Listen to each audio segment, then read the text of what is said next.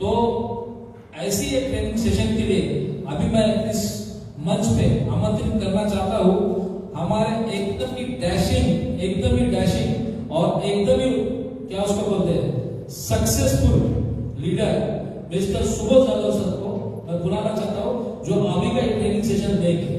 Okay, thank you.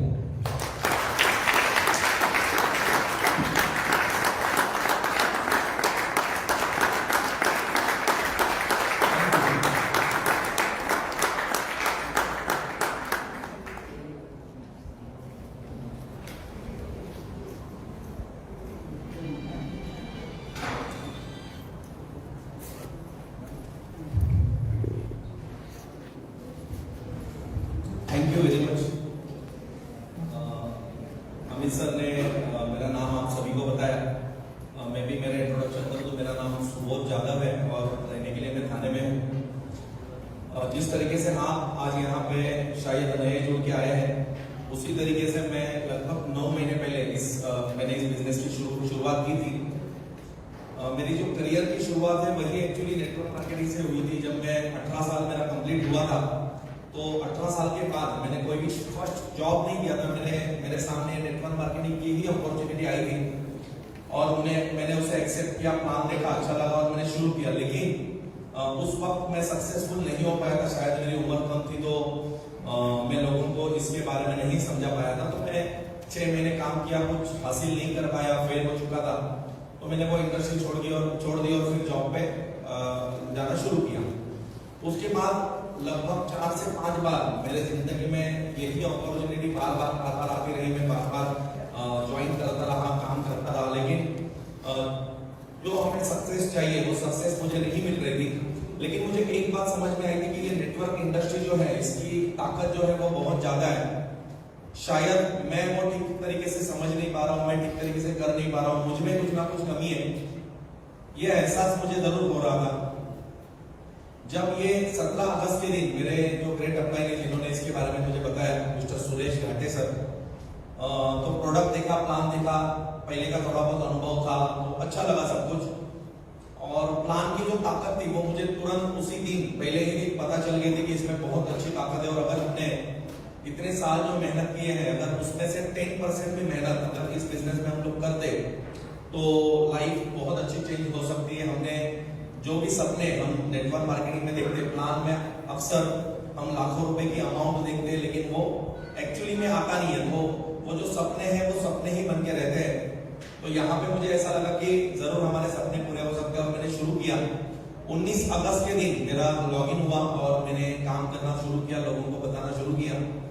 Meetings तभी हुआ करती थी नीलेश देसाई सर की हमारे थाने में 10, 12, 15 लोगों की मैं गेस्ट लेके जाता रहा और धीरे धीरे करके आज टीम बिल्ड हुई है लगभग 3700 लोगों की। आज 9 महीने में और लगभग मेरा टोटल जो अर्निंग है वो अर्निंग आज ही लगभग 20 लाख कंप्लीट हो चुका है। तो आज जितने भी नए लोग हैं जो शायद नए इस बिजनेस में जुड़े हैं, शायद ये ई-बायोटेरियम उनके जिंदगी का शायद पहला नेटवर्क मार्केटिंग कंपनी हो सकती है। तो हम लोग अक्सर ये गलती करते हैं कि हम हमारे अनुभव से इस बिजनेस को करने जाते हैं। इसीलिए ये जो नेटवर्क मार्केटिंग फील्ड है या ये नेटवर्क मार्केटिंग इंडस्ट्री है, इसमें आपको जो फेलियर है ये 97%, बहुत ज्यादा परसेंटेज में आपको फेलियर दिखते हैं और सक्सेस जो है वो बहुत कम, गिने चुने लोग सक्सेस दिखते हैं। 2%, 3%, 4% लोग सक्सेसफुल रहते हैं। तो आज का जो ये ट्रेनिंग है वो उसका जो पर्पस है वो वही है कि जो भी लोग इस ई-बायोटेरियम कंपनी में किसी के भी जरिए ज्वाइनिंग करते हैं तो वो अपना एक करियर बनाने की सोच से यहाँ पे आते हैं या कुछ एक बड़ा इनकम करने की सोच से यहाँ पे आते हैं। लेकिन वो अगर सही दिशा में हमने हमारी ताकत लगा दी, सही दिशा में अगर हमने मेहनत की तो जरूर ये एक प्लेटफॉर्म ऐसा है जिसमें बहुत कम समय में हम बहुत ज्यादा इनकम यहाँ से कमा सकते हैं। बहुत ज्यादा हमारे जो काम हैं जो किसी ना किसी वजह से रुके हुए, शायद पैसे की वजह से रुके हुए, वो सारे काम यहाँ पे कंप्लीट हम कर सकते हैं। लेकिन उसके लिए इस सिस्टम को सीखना बहुत जरूरी है। नेटवर्क मार्केटिंग इंडस्ट्री क्या है इसके बारे में जानना बहुत जरूरी है। कितने लोग यहाँ पे ऐसे हैं जो ज्वाइन होने के बाद ये पहला ही ट्रेनिंग अटेंड कर रहे हैं? जैसे कितने लोग जरा हाथ ऊपर कीजिए, एकदम जस्ट नए ज्वाइन हुए। Thank you. काफी लोग हैं। तो आप लोग भी अगर इस बिजनेस में आए हो प्लान लिखने के बाद, तो क्या लगता है आपको भी इस बिजनेस में सक्सेस होना है? यस और नो? सक्सेस तो होना है, हम सभी को होना है। अभी कंपनी को टोटल 20 महीने जो है कंप्लीट हो चुके हैं, लेकिन इस 20 महीनों में अगर आपने अलग अलग लोगों से आप मिले तो किसी का इनकम इस 20 महीनों में 4 करोड़ हुआ है, किसी का 2 करोड़ हुआ है, किसी का 50 लाख 1 करोड़ हुआ है, किसी का 10,000 भी नहीं हुआ। ये बात सच है? 20 महीनों में कंपनी का प्लान सभी के लिए सेम था, प्रोडक्ट सभी के लिए सेम था, ये जो सिस्टम है ये सभी के लिए सेम थी, लेकिन सबकी अचीवमेंट जो है वो अचीवमेंट सबकी अलग अलग है। इसका कारण यही है कि जिन्होंने भी अचीवमेंट किया है, इन्होंने इस बिजनेस को सही तरीके से समझ के किया है। ये जो बिजनेस है ऑलरेडी 25 साल से हमारे इंडिया में चल रहा है और बहुत सारे लोगों ने 25 साल में लाखों करोड़ रुपए इस बिजनेस से कमाए हैं। तो हमें जब भी हम इस बिजनेस में आते हैं, शुरुआत करते हैं, तो हमें बस ध्यान इतनी ही बात का रखना है कि जिन्होंने इससे पहले लाखों करोड़ रुपए कमाए हैं, उन्होंने जो काम किया है वही काम हमें करना है, अलग से कुछ भी नहीं करना है। इसका जो रोड मैप है वो एकदम बना हुआ है। अगर हमें पूना जाना है तो एक्सप्रेस वे है, जहां पे 250 रुपए का टोल हमें देके क्या करना है, आगे जाना है अपनी मंजिल की तरफ। अगर मैं बोलूं कि मैं नया अगर पूना में जाने के लिए रास्ता अगर खुद बनाऊंगा खुद का, तो पॉसिबल है क्या? उसके लिए वापस 10 साल चले जाएंगे। तो हमें क्या करना है, जिस रास्ते से ऑलरेडी लोग गए हैं, सक्सेसफुल हुए हैं, उसी रास्ते से हमें भी जाना है। तो आज वही बात होने वाली है कि किस तरीके से हम आसानी से इस बिजनेस में सक्सेस पा सकते हैं, क्या एक्चुअली काम करना पड़ेगा हमें, जिसकी वजह से हमें फेलियर का जो सामना है वो ज्यादा देर तक ना करना पड़े और बहुत जल्दी हमें वो सक्सेस मिले। तो नेटवर्क मार्केटिंग में कोई भी एक इंसान जब नया आता है तो उसको एक चीज पे बहुत ज्यादा काम करना होता है और उसे कहा जाता है माइंडसेट। ये जो माइंडसेट है, ये माइंडसेट के ऊपर सबसे पहले आपको काम करना है, क्योंकि यहाँ पे जितने भी लोग बैठे हुए हैं सब अलग अलग प्रोफेशन से हैं। कोई जॉब कर रहा है तो कोई बिजनेस कर रहा है, कोई डॉक्टर है, कोई वकील है, सब लोग अलग अलग इंडस्ट्री से आए हुए हैं, अपनी अपनी सबकी सोच है, अपना अपना अनुभव है। तो जैसे मैंने कहा कि जो नेटवर्क मार्केटिंग इंडस्ट्री है ये एक प्रोफेशनल बिजनेस है। अगर कोई डॉक्टर बनता है तो कितने साल लगते हैं डॉक्टर बनने के लिए? 6 साल पढ़ाई करने के लिए, फिर उसके बाद इंटर्नशिप होती है ना, 2 साल 4 साल किसी हॉस्पिटल में किसी अच्छे डॉक्टर के पास आपको एज अ ट्रेनिंग काम करना पड़ता है। वहां पे कोई सैलरी नहीं मिलती या कोई भी इनकम नहीं होता, लेकिन हमें सीखने के लिए बहुत ज्यादा मिलता है। तो आप सोचिए, डॉक्टर होने के लिए 5-6 साल पढ़ना पड़ता है, अगर हमें वकील बनना है तो 5-6 साल पढ़ना पड़ता है। कुछ भी अगर आपको काम करना है तो आपको उस चीज का एजुकेशन लेना जो है वो बहुत जरूरी है। अगर कोई डॉक्टर है और अगर उसको गाड़ी सीखनी है, ड्राइविंग, तो वो ड्राइविंग स्कूल में जाएगा, तो वो जो सिखाने वाला आदमी है जरूरी है कि वो भी डॉक्टर या उससे बड़ा प्रोफेशन का होगा? नहीं, शायद वो 5वीं फेल होगा। अगर वो उस डॉक्टर को गाड़ी चलाने को सिखा रहा है और अगर उसने बोला आप ऐसे नहीं ऐसे स्टीयरिंग पकड़ो, ऐसे नहीं ऐसे ब्रेक मारो, ऐसे नहीं ऐसे गियर चेंज करो, तो क्या वो डॉक्टर बोल सकता है क्या तेरा एजुकेशन क्या, मेरा एजुकेशन क्या, तू क्या मेरे को सिखाएगा? ऐसा बोल सकता है? क्योंकि वो जो डॉक्टर है उसका जो प्रोफेशन है उस प्रोफेशन में वो माहिर है। लेकिन अभी जो जिस चीज को उसे सीखना है उस चीज में कौन माहिर है? वो 5वीं फेल आदमी। तो डॉक्टर को जब वो बोलेगा ब्रेक मारो तो क्या करना पड़ेगा? मारना पड़ेगा, उसका हर चीज सुनना पड़ेगा, उसका एजुकेशन कुछ भी हो। ये जो बिजनेस है वो भी सेम बिल्कुल वैसे ही है। बहुत बार ऐसा होता है कि हम किसी ना किसी के थ्रू ज्वाइन होते हैं, कोई ना कोई हमारा स्पॉन्सर होता है, तो हमें बहुत बार हमारे माइंड में ऐसा आता है कि ये 12वीं पास वाला लड़का है, ये 10वीं फेल वाला लड़का है और मैं इतना अच्छा पढ़ा लिखा हूँ, इंजीनियर हूँ, डॉक्टर हूँ, जो भी है, तो अगर मैं उसके डाउनलाइन में काम करता हूँ तो ये मुझे क्या सिखाएगा? ऐसे बहुत बार हमारा माइंड सेट होता है। लेकिन अगर आपका अपलाइन आपसे 1 भी 3 अगर आप पहले जुड़ा हुआ है, उसको आपसे ज्यादा 1 दिन का नॉलेज क्या है? ज्यादा है, कम से कम 1 दिन का। देखो ये डाउनलाइन और अपलाइन जो है ना, ये एक्चुअली तो वैसे पार्टनर है, लेकिन हम लोग ट्री में डाउनलाइन अपलाइन ऐसा कहते हैं। लेकिन आप जिस जगह पे ज्वाइन होते हो वहां से आपका जो बिजनेस है वो शुरू होता है। ऐसा कुछ नहीं है कि आप किसी के नीचे ज्वाइन हुए हो, आप जहां पे ज्वाइन हुए हो वहां से अभी पूरी इंडिया इंडिया बाकी है, आप पूरी इंडिया के ऊपर ज्वाइन हुए हो, ऐसे ही माइंडसेट से आपको काम करना है। और माइंडसेट आपका यहाँ पे बिजनेस का रखना है। यहाँ पे जॉब वाले लोग कितने, जॉब वाले हाथ ऊपर कीजिए, जॉब जो जॉब करते हैं, ठीक, बाकी सब क्या बिजनेसमैन है। जॉब में जब हम लोग काम करते हैं और जॉब के साथ साथ एज अ पार्ट टाइम इस नेटवर्क मार्केटिंग इंडस्ट्री में काम करते हैं, तो हम लोग है ना जिम्मेदारी नहीं लेते। हमें क्या लगता है कि मैं एज अ पार्ट टाइम इसको कर रहा हूँ और मेरा जो अपलाइन है वो फुल टाइम कर रहा है, तो हमें हमारा माइंडसेट ये हो जाता है कि मैं अगर काम करूंगा तो मेरे अपलाइन को भी पैसे जा रहे हैं, तो लॉगिन का डॉक्यूमेंट्स हम लोग उसको भेजते हैं, 2-4 फोन नंबर देते कि आप जाओ जाके मिल के आओ। मतलब हमारे माइंडसेट में ये है ही नहीं कि ये जो बिजनेस है वो किसका है, मेरा। किसका है, मेरा है। हमारे जहन में ये बात आती ही नहीं है कि ये बिजनेस मेरा है। यहाँ पे किसी का दुकान है क्या, दुकान शॉप है किसी का, रेंट पे हो या खुद का, किस चीज का है, किराना का। और मैडम आपका साथ में, और किसी का है कुछ, स्टेशनरी का है, ठीक। अगर हमने कोई एक शॉप रेंट पे लिया और वहां पे कोई भी बिजनेस चालू किया, किसी लेडीज ने ब्यूटी पार्लर शुरू किया, उन्होंने स्टेशनरी का शुरू किया, उन्होंने किराने का शुरू किया, जो भी किया, आप मुझे बताइए, हम उस गाले का रेंट पे कर रहे हैं, लेकिन बिजनेस किसका है, पैसे किसके लगे, हमारे खुद के लगे ना।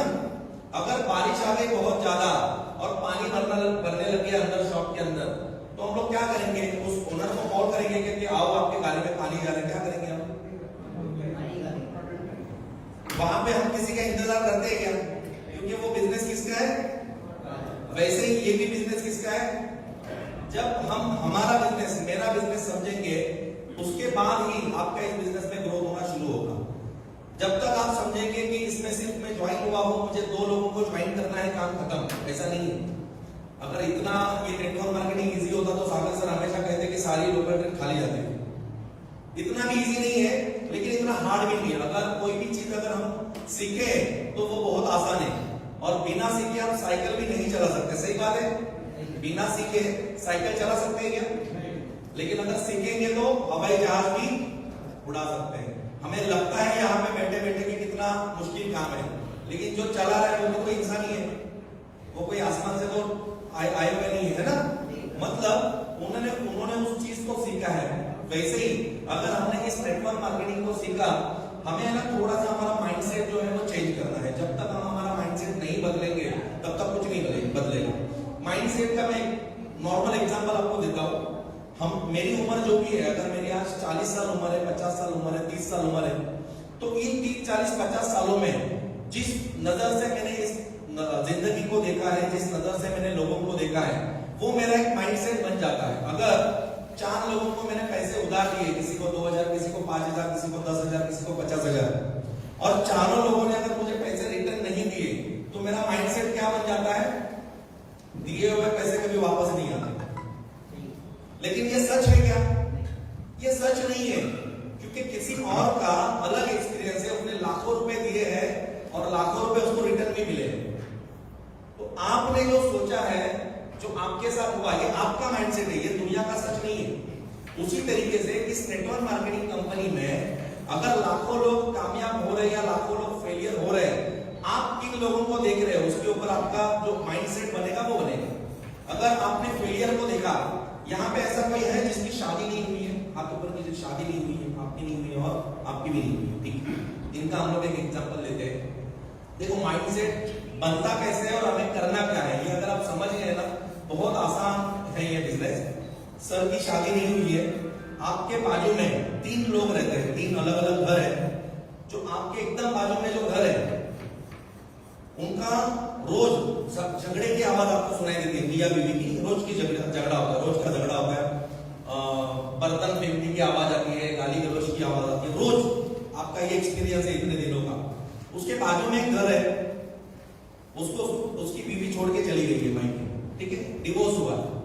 और तीसरा एक घर है, उस घर में आप देख रहे हो कि मियां बीवी रोज, मतलब जब पति काम से आता है, पत्नी काम से आती है, तो बहुत अच्छे से वो अपना काम जो है घर का साथ में मिलके करते हैं, साथ में मिलके घूमने के लिए जाते हैं, आइसक्रीम खाने जाते हैं, बहुत अच्छे से रहते हैं। मतलब उनका जो आपस का व्यवहार है वो बहुत अच्छा है। ये तीनों भी आप आपने देखा हुआ है पिछले कुछ सालों से। अभी आपका मन बना शादी करने का, बनेगा ना कि नहीं बनेगा? बनेगा ना, कभी ना कभी करनी है। और अगर आपको ऑप्शन दिया जाए कि इन तीनों में से कोई भी एक इंसान या एक फैमिली चुनो जिनसे आपको राय पूछनी है कि शादी के लिए कैसे लड़की ढूंढनी है, जो भी, तो आप किसके पास जाएंगे? जो पहले वाला है, दूसरे वाला है या तीसरे वाला है? किसके पास जाएंगे सोचने के लिए? किसके पास? तीसरे वाले के पास। आप लोग बराबर बोले, किसके पास जाना चाहिए? हम लोग हमारी जिंदगी में गलती यही करते हैं, जो फेलियर हुआ है उसके पास ज्यादा जाते हैं। अगर कोई एक लड़का डॉक्टर के एग्जाम में बैठा और वो फेल हो गया, और अगर उसको किसी के माँ बाप ने पूछा कि मुझे भी मेरे लड़के को डॉक्टर बनाना है, तो वो क्या बताएगा? वो हार्ड एमर भेजो, क्या बताएगा? समझ रहे? तो हमारे जिंदगी में ये नेटवर्क मार्केटिंग जब भी हम लोग करने जाते हैं तो बहुत प्रकार के लोग हमें मिलते हैं। उसमें से 90, जैसे मैंने बताया कि 97% अगर फेलियर का परसेंटेज है तो ज्यादा कौन मिलेंगे? वही मिलेंगे। तो वो अपनी अपनी राय बताएंगे आपको कि हमने ऐसा ऐसा किया था, ऐसा बहुत आया, ये हुआ वो हुआ, सब कुछ बताएंगे। तो हमारा जो विश्वास है ना वो डगमगाता। हमारे अपलाइन ने हमें जो भी यहाँ पे लाके दिखाया, सब कुछ बताया, तो हमारा विश्वास डगमगाता है। और ऐसा बार बार अगर होते रहा तो हमारा ये माइंडसेट बन जाता है कि नेटवर्क मार्केटिंग में कोई भी पैसा नहीं कमाता। ये माइंडसेट बन जाता है। और एक बार आपका ये माइंडसेट बन गया तो इंसान, इस दुनिया में हर एक इंसान दूसरे इंसान को बेवकूफ बना सकता है, लेकिन खुद को वो कभी बेवकूफ नहीं बना सकता। वो खुद के दिमाग को खुद के दिमाग से आर्गुमेंट नहीं कर सकता, उसको झुकला नहीं सकता। और अगर आपके माइंड में एक बार आ गया कि नेटवर्क मार्केटिंग में कोई सक्सेस नहीं होगा, तो हम सक्सेस होंगे क्या? अगर काम करेंगे तो नहीं होंगे ना। तो इसीलिए सबसे पहले आपको आपका माइंडसेट बदलना पड़ेगा। इसके बाद अगर आप किसी को भी मिलते हैं और वो अगर कुछ भी आपको नेगेटिव देता है, तो आपको ये सोचना है कि इस दुनिया में नेटवर्क मार्केटिंग में जिन्होंने पैसे कमाए, ऐसे भी तो बहुत लोग हैं। हमारे ई ऑडिटोरियम में ही अगर आपके पहचान में ऐसे अपलाइन से आपको पता रहेगा शायद, जिन्होंने 1-1 करोड़ रुपया 10-10, 11-11 महीने में कमाया है। मतलब कोई ना कोई पैसे कमा रहा है। हाँ, तो इसका मतलब हम भी कमा सकते हैं। तो ये माइंडसेट आपको बदलना पड़ेगा। इस बिजनेस की जिम्मेदारी लेनी पड़ेगी पहले दिन से। मैं मेरे बारे में बताता हूँ आपको। जब इस बिजनेस में मैं ज्वाइन हुआ था और मेरा आईडी लग गया था, मैंने पावर ऑफ 3 लिया था, मेरे अपलाइन ने मेरा आईडी लगाया था, मोबाइल मेरे हाथ में था, उनको मैंने बोला सर मेरे को बताओ कैसे भरना है। तो उनका आईडी मेरे मोबाइल में हमने खोला, स्पॉन्सर में उनका नाम आया, सारी डिटेल्स मैंने भरी और वो आईडी कंप्लीट कर दिया। और उसका जो पैसा था उस आईडी का, वो मैंने उनको ट्रांसफर कर दिया। बस मेरे जिंदगी में ये 3700 जितने आईडी बने ना, उतने सारे 3700 में से वो एक ही आईडी मैंने उनके हेल्प से बनाया। उसके बाद आज तक कभी भी अपलाइन को उस आईडी कैसे बनाना है उसके बारे में नहीं पूछा। तो जितने भी लोग सक्सेस है ना, उन्होंने पहले दिन से ये जिम्मेदारी ले ली है। और बहुत सारे लोग आज भी मैं देखता हूँ 3-3 महीने बीत चुके हैं, 1-1 लाख रुपया, 60-60 हजार, 50-50 हजार इनकम आ चुका है, लेकिन आज भी जैसे डॉक्यूमेंट आते हैं अपलाइन को भेज दो और बोलते हैं मैं तो बिजी रहता हूँ डॉक्यूमेंट। समझ रहे हैं आप बात को? तो आप सबसे पहले इस बिजनेस को अपना बिजनेस समझिए, उसके बाद ही इस बिजनेस में आपका कुछ हो पाएगा। ठीक है? अभी कि कोई भी चीज, मतलब बिजनेस छोड़ दो, बाकी कोई भी चीज, यहाँ पे लेडीज बहुत सारी है। हम लोग घर पे चाय बनाते हैं, लेडीज लोग, ये सबके हस्बैंड बनाते हैं, कभी कभी वो भी बनाते हैं। ठीक, तो चाय बनाने का एक प्रोसीजर है या नहीं है? कुछ भी कैसे भी आगे पीछे करेंगे चलेगा? गैस चालू किया, आपने बर्तन रखा, ना पानी डाला ना दूध डाला, शक्कर और चाय पत्ती डाली, फिर बोले 10 मिनट के बाद चाय पानी डालेंगे, दूध डालेंगे, चलेगा? चलेगा? नहीं चलेगा। मतलब एक छोटी सी चीज चाय बनाना, उसके लिए भी एक क्या है? प्रोसीजर है, सिस्टम है। उस सिस्टम को फॉलो करना पड़ेगा। अभी इस सिस्टम को इस दुनिया में कोई भी फॉलो करे। एक बहुत बड़ा डॉक्टर है, सर्जन है, जो एक ऑपरेशन का 5 लाख रुपए लेता है, और एक किसान है जो गांव में किसान खेती करता है। इन दोनों को भी ये सेम सिस्टम अपनानी पड़ेगी चाय बनाने की। दोनों के लिए अलग अलग सिस्टम है? सेम है? सेम है ना? तो आप मुझे बताइए कि अगर इतना बड़ा बिजनेस है जिसमें हमें लाखों करोड़ों रुपए कमाने हैं, इसकी भी कुछ ना कुछ सिस्टम रहेगी, कुछ बेसिक रहेगा, या कुछ भी कैसे भी अपने मन से करेंगे तो चलेगा? नहीं चलेगा। तो नेटवर्क मार्केटिंग इंडस्ट्री या किसी भी कंपनी में आप काम करो तो उसके ना 4 बेसिक होते हैं। शायद जिन्होंने इसके पहले नेटवर्क मार्केटिंग किया रहेगा उनको पता होगा। अगर हमने वो 4 बेसिक नहीं जाने, नहीं सीखे, तो शायद लक बाय चांस आप 2-4 लाख रुपए कमा सकते हो, लेकिन एक बड़ा इनकम या एक बड़ा नाम नहीं कमा सकते, बड़ी टीम आपकी नहीं हो सकती। क्योंकि ये जो टीम हमारी बनती है ये डुप्लीकेशन से बनती है। जो आप करोगे वही आपकी टीम करेगी, जाने अनजाने। आप मतलब मानो या ना मानो, लेकिन सच यही है। आपके घर में बच्चे हैं और बच्चे को आपको बोलना है कि सिगरेट पीना खराब रहता है, लेकिन आप बताते हुए सिगरेट खुद पी रहे हो और उसको बता रहे हो कि सिगरेट पीना बुरा है। क्या करेगा वो लड़का बड़ा होकर? पिएगा कि नहीं पिएगा? पिएगा, क्योंकि वो कभी भी है ना आपका सुनता नहीं है, वो आपको देखता है। उसी तरीके से ये नेटवर्क मार्केटिंग में हम पहले दिन से जो भी टीम बना रहे हैं, वहां हमें सिर्फ वही काम करना है जो हम चाहते हैं कि हमारी टीम करे। अगर हम चाहते हैं कि हमारी टीम हमेशा ऐसे सूट बूट में आए, इंशर्ट करके आए, तो शुरुआत किससे करनी पड़ेगी? किससे? खुद से। अगर आप चाहते हो कि आपकी टीम में 10 लोग हो, 10 लोग अच्छा खासा सूट बूट पहन के आए, तो शुरुआत आपको करनी पड़ेगी।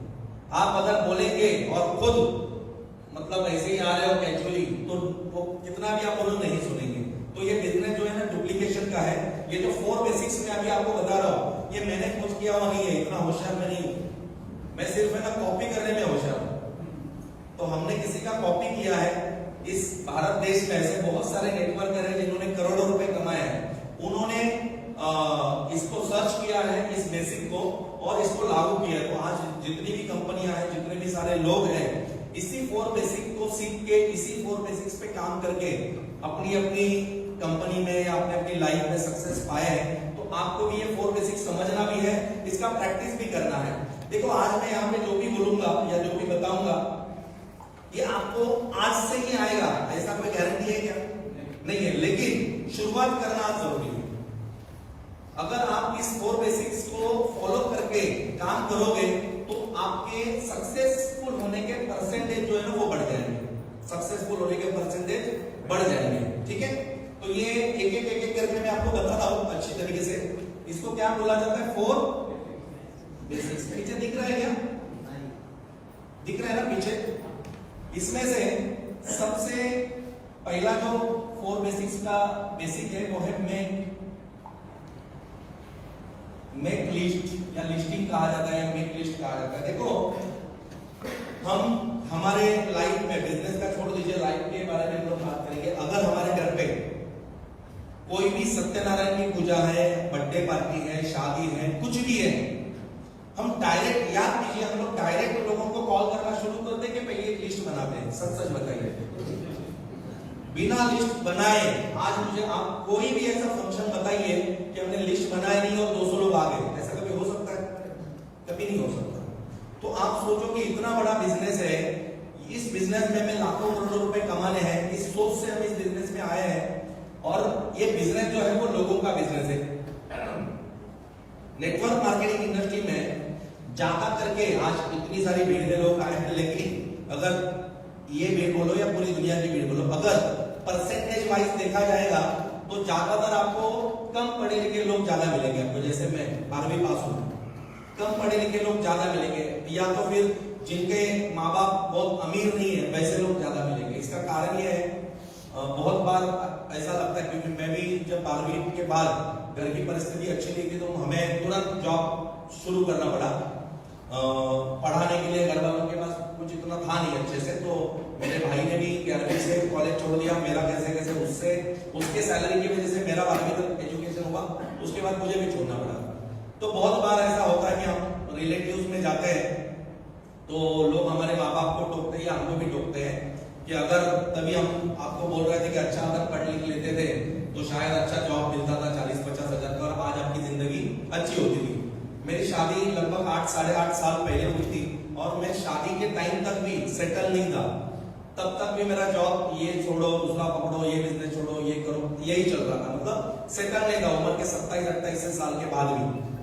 लेकिन आज मुझे ऐसा लगता है खुद में कि अच्छा हो गया कि मेरी पढ़ाई लिखाई अच्छी नहीं हुई, ग्रेजुएट नहीं हुआ, या डॉक्टर नहीं बना, या इंजीनियर नहीं बना।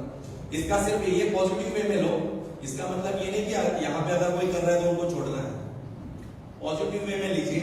तो इसका कारण ये है कि अगर मेरे पास 50,000 रुपए की सैलरी होती तो क्या मैं दूसरे कुछ इनकम अपॉर्चुनिटी को ढूंढता था? क्या ढूंढता था? यस और नो? नहीं ढूंढता था।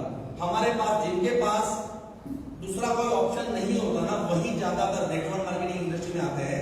और इस इंडस्ट्री का सबसे बड़ा फायदा, आप जिस ऑफिस में बैठे हुए हैं या कंपनी का प्रोडक्शन ऊपर चल रहा है या जो भी है कंपनी का, इसमें कंपनी के करोड़ों रुपए लगे हुए और आपके और मेरे कितने लगे?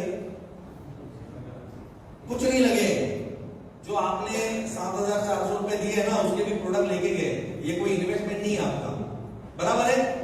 मतलब ये नेटवर्क मार्केटिंग पूरी दुनिया का इकलौता ऐसा बिजनेस है जिसमें कोई भी पैसा, कोई भी इन्वेस्टमेंट नहीं होता, सिर्फ आपको आपकी मेहनत लगानी होगी, आपको आपका समय लगाना होगा है, समझ गए? तो इस बिजनेस को अगर हमें करना है तो हमारे पास बहुत ज्यादा क्या होने चाहिए? लोग होने चाहिए, लोग। तो किसको बताना है, किसको नहीं बताना है, ये हम कभी तय कर पाएंगे जब हमारे पास लिस्ट होगी। ये जो लिस्ट है, ये कम से कम, जब हम बहुत बार स्टेज से बोलते लिस्ट बनाइए तो लोग 10-15 लोगों की लिस्ट बनाते हैं। ये कम से कम आपकी मोर देन 300 प्लस आपकी लिस्ट होनी चाहिए, मोर देन 300, 300 से ज्यादा तो कम से कम होनी चाहिए। ये कम की क्यों बनती है? क्योंकि हम प्रीजज करते हैं, हम ये सोचते हैं कि ये तो बिजी है, ये आएगा नहीं, मीटिंग अटेंड कर रहे हैं या काम नहीं करेगा, इसको तो 1 लाख रुपए सैलरी है, इसको क्या जरूरत है एक्स्ट्रा इनकम की। ऐसा बोल बोल के, सोच सोच के हम उस इतने बड़े लिस्ट को इतना छोटा करते हैं। आप मुझे बताइए, अगर 10 लोगों की लिस्ट रहेगी तो क्या हम बड़ी कामयाबी पा सकते हैं? यस और नो?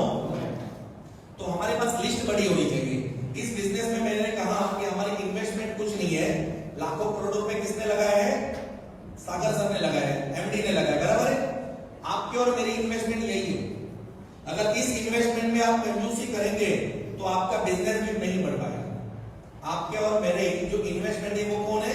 ये हमारी लिस्ट है, ये हमारे लोग हैं। जितनी बड़ी आपकी लिस्ट होगी उतना चांसेस है आपका इस बिजनेस में सक्सेसफुल बनना। क्यों? क्योंकि ये जो लिस्ट आप बनाएंगे ना, ये सारे के सारे ज्वाइन होने वाले क्या? नहीं होने वाले।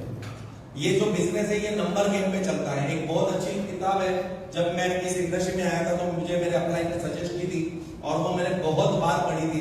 तो मैं आप सभी को भी सजेस्ट करूंगा कि जहां पर भी ये किताब आपको मिले, आप जरूर इसे खरीदिए और इसको बार बार पढ़िए आपका। और ये किताब लिखी थी लगभग 1932 के आसपास ये किताब लिखी थी, लेकिन उसके जो रूल्स है वो आज भी 100% मैच करते हैं। इसका हिंदी का नाम है इस किताब का सवाल ही जवाब है। इंग्लिश में अगर किसी को लेना है तो क्वेश्चंस आर द आंसर्स, ऐसा ये बुक है। मराठी में भी आता है प्रश्न ही उत्तरे आहेत, ऐसा ये बुक है। छोटा सा बुक है, बहुत 120-130 रुपए का रहेगा शायद, लेकिन ये राइटर लक्षात नहीं है काय? एलन पीस, हाँ ठीक। तर जब ये आप बुक पढ़ोगे ना, तब आपको ये जो लिस्ट आपने बनाया है इसमें क्यों ऐसा होता है कि सारे के सारे लोग ज्वाइन नहीं होते, उसका आंसर आपको मिलेगा। क्योंकि दुनिया में कितना भी अच्छा काम हो वो सारे नहीं करते। अगर डॉक्टर बनना अच्छा है, इंजीनियर बनना अच्छा है, हर माँ बाप को लगता है कि मेरे बच्चे अच्छे पढ़ लिख के डॉक्टर बने, इंजीनियर बने, तो क्या सारे बच्चे बनते हैं? क्या बनते? नहीं बनते। इसी तरीके से इस बिजनेस में हमें ऐसा लगता है कि ये 300 के 300 लोग ज्वाइन होने चाहिए, लेकिन नहीं होंगे। ये एक रूल है इस नेचर का, नेचर लॉ के हिसाब से सारे के सारे लोग नहीं जुड़ेंगे, परसेंटेज वाइज जुड़ेंगे।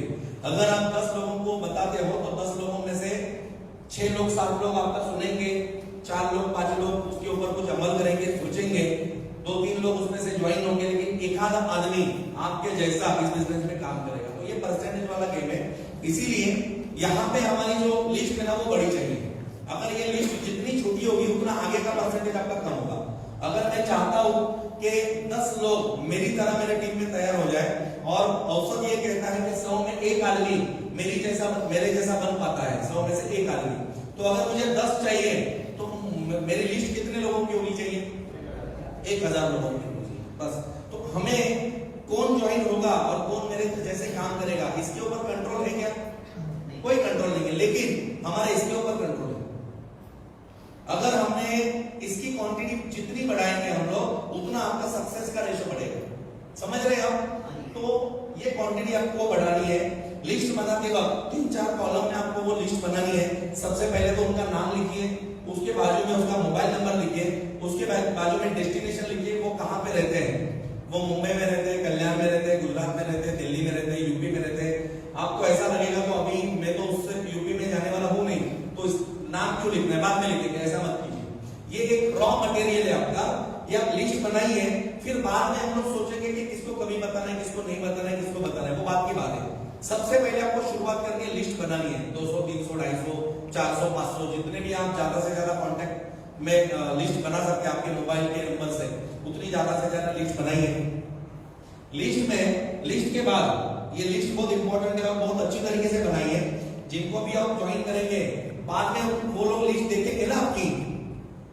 अगर आपने पहला दूसरा आदमी ज्वाइन किया तो बाद में उसको भी आप दिखाएंगे, देखो मैंने इस तरीके से लिस्ट बनाई थी और आपको भी बनानी है, बताएंगे ना। तो अगर आपने वो लिस्ट कहीं भी कोने में कैसे भी नंबर लिखा है, कुछ भी लिखा है, पूरा ने एक पेज इधर एक पेज इधर, ऐसा अगर रहेगा तो अगर आप उनको दिखाएंगे तो उनको अच्छा लगेगा क्या? नहीं ना।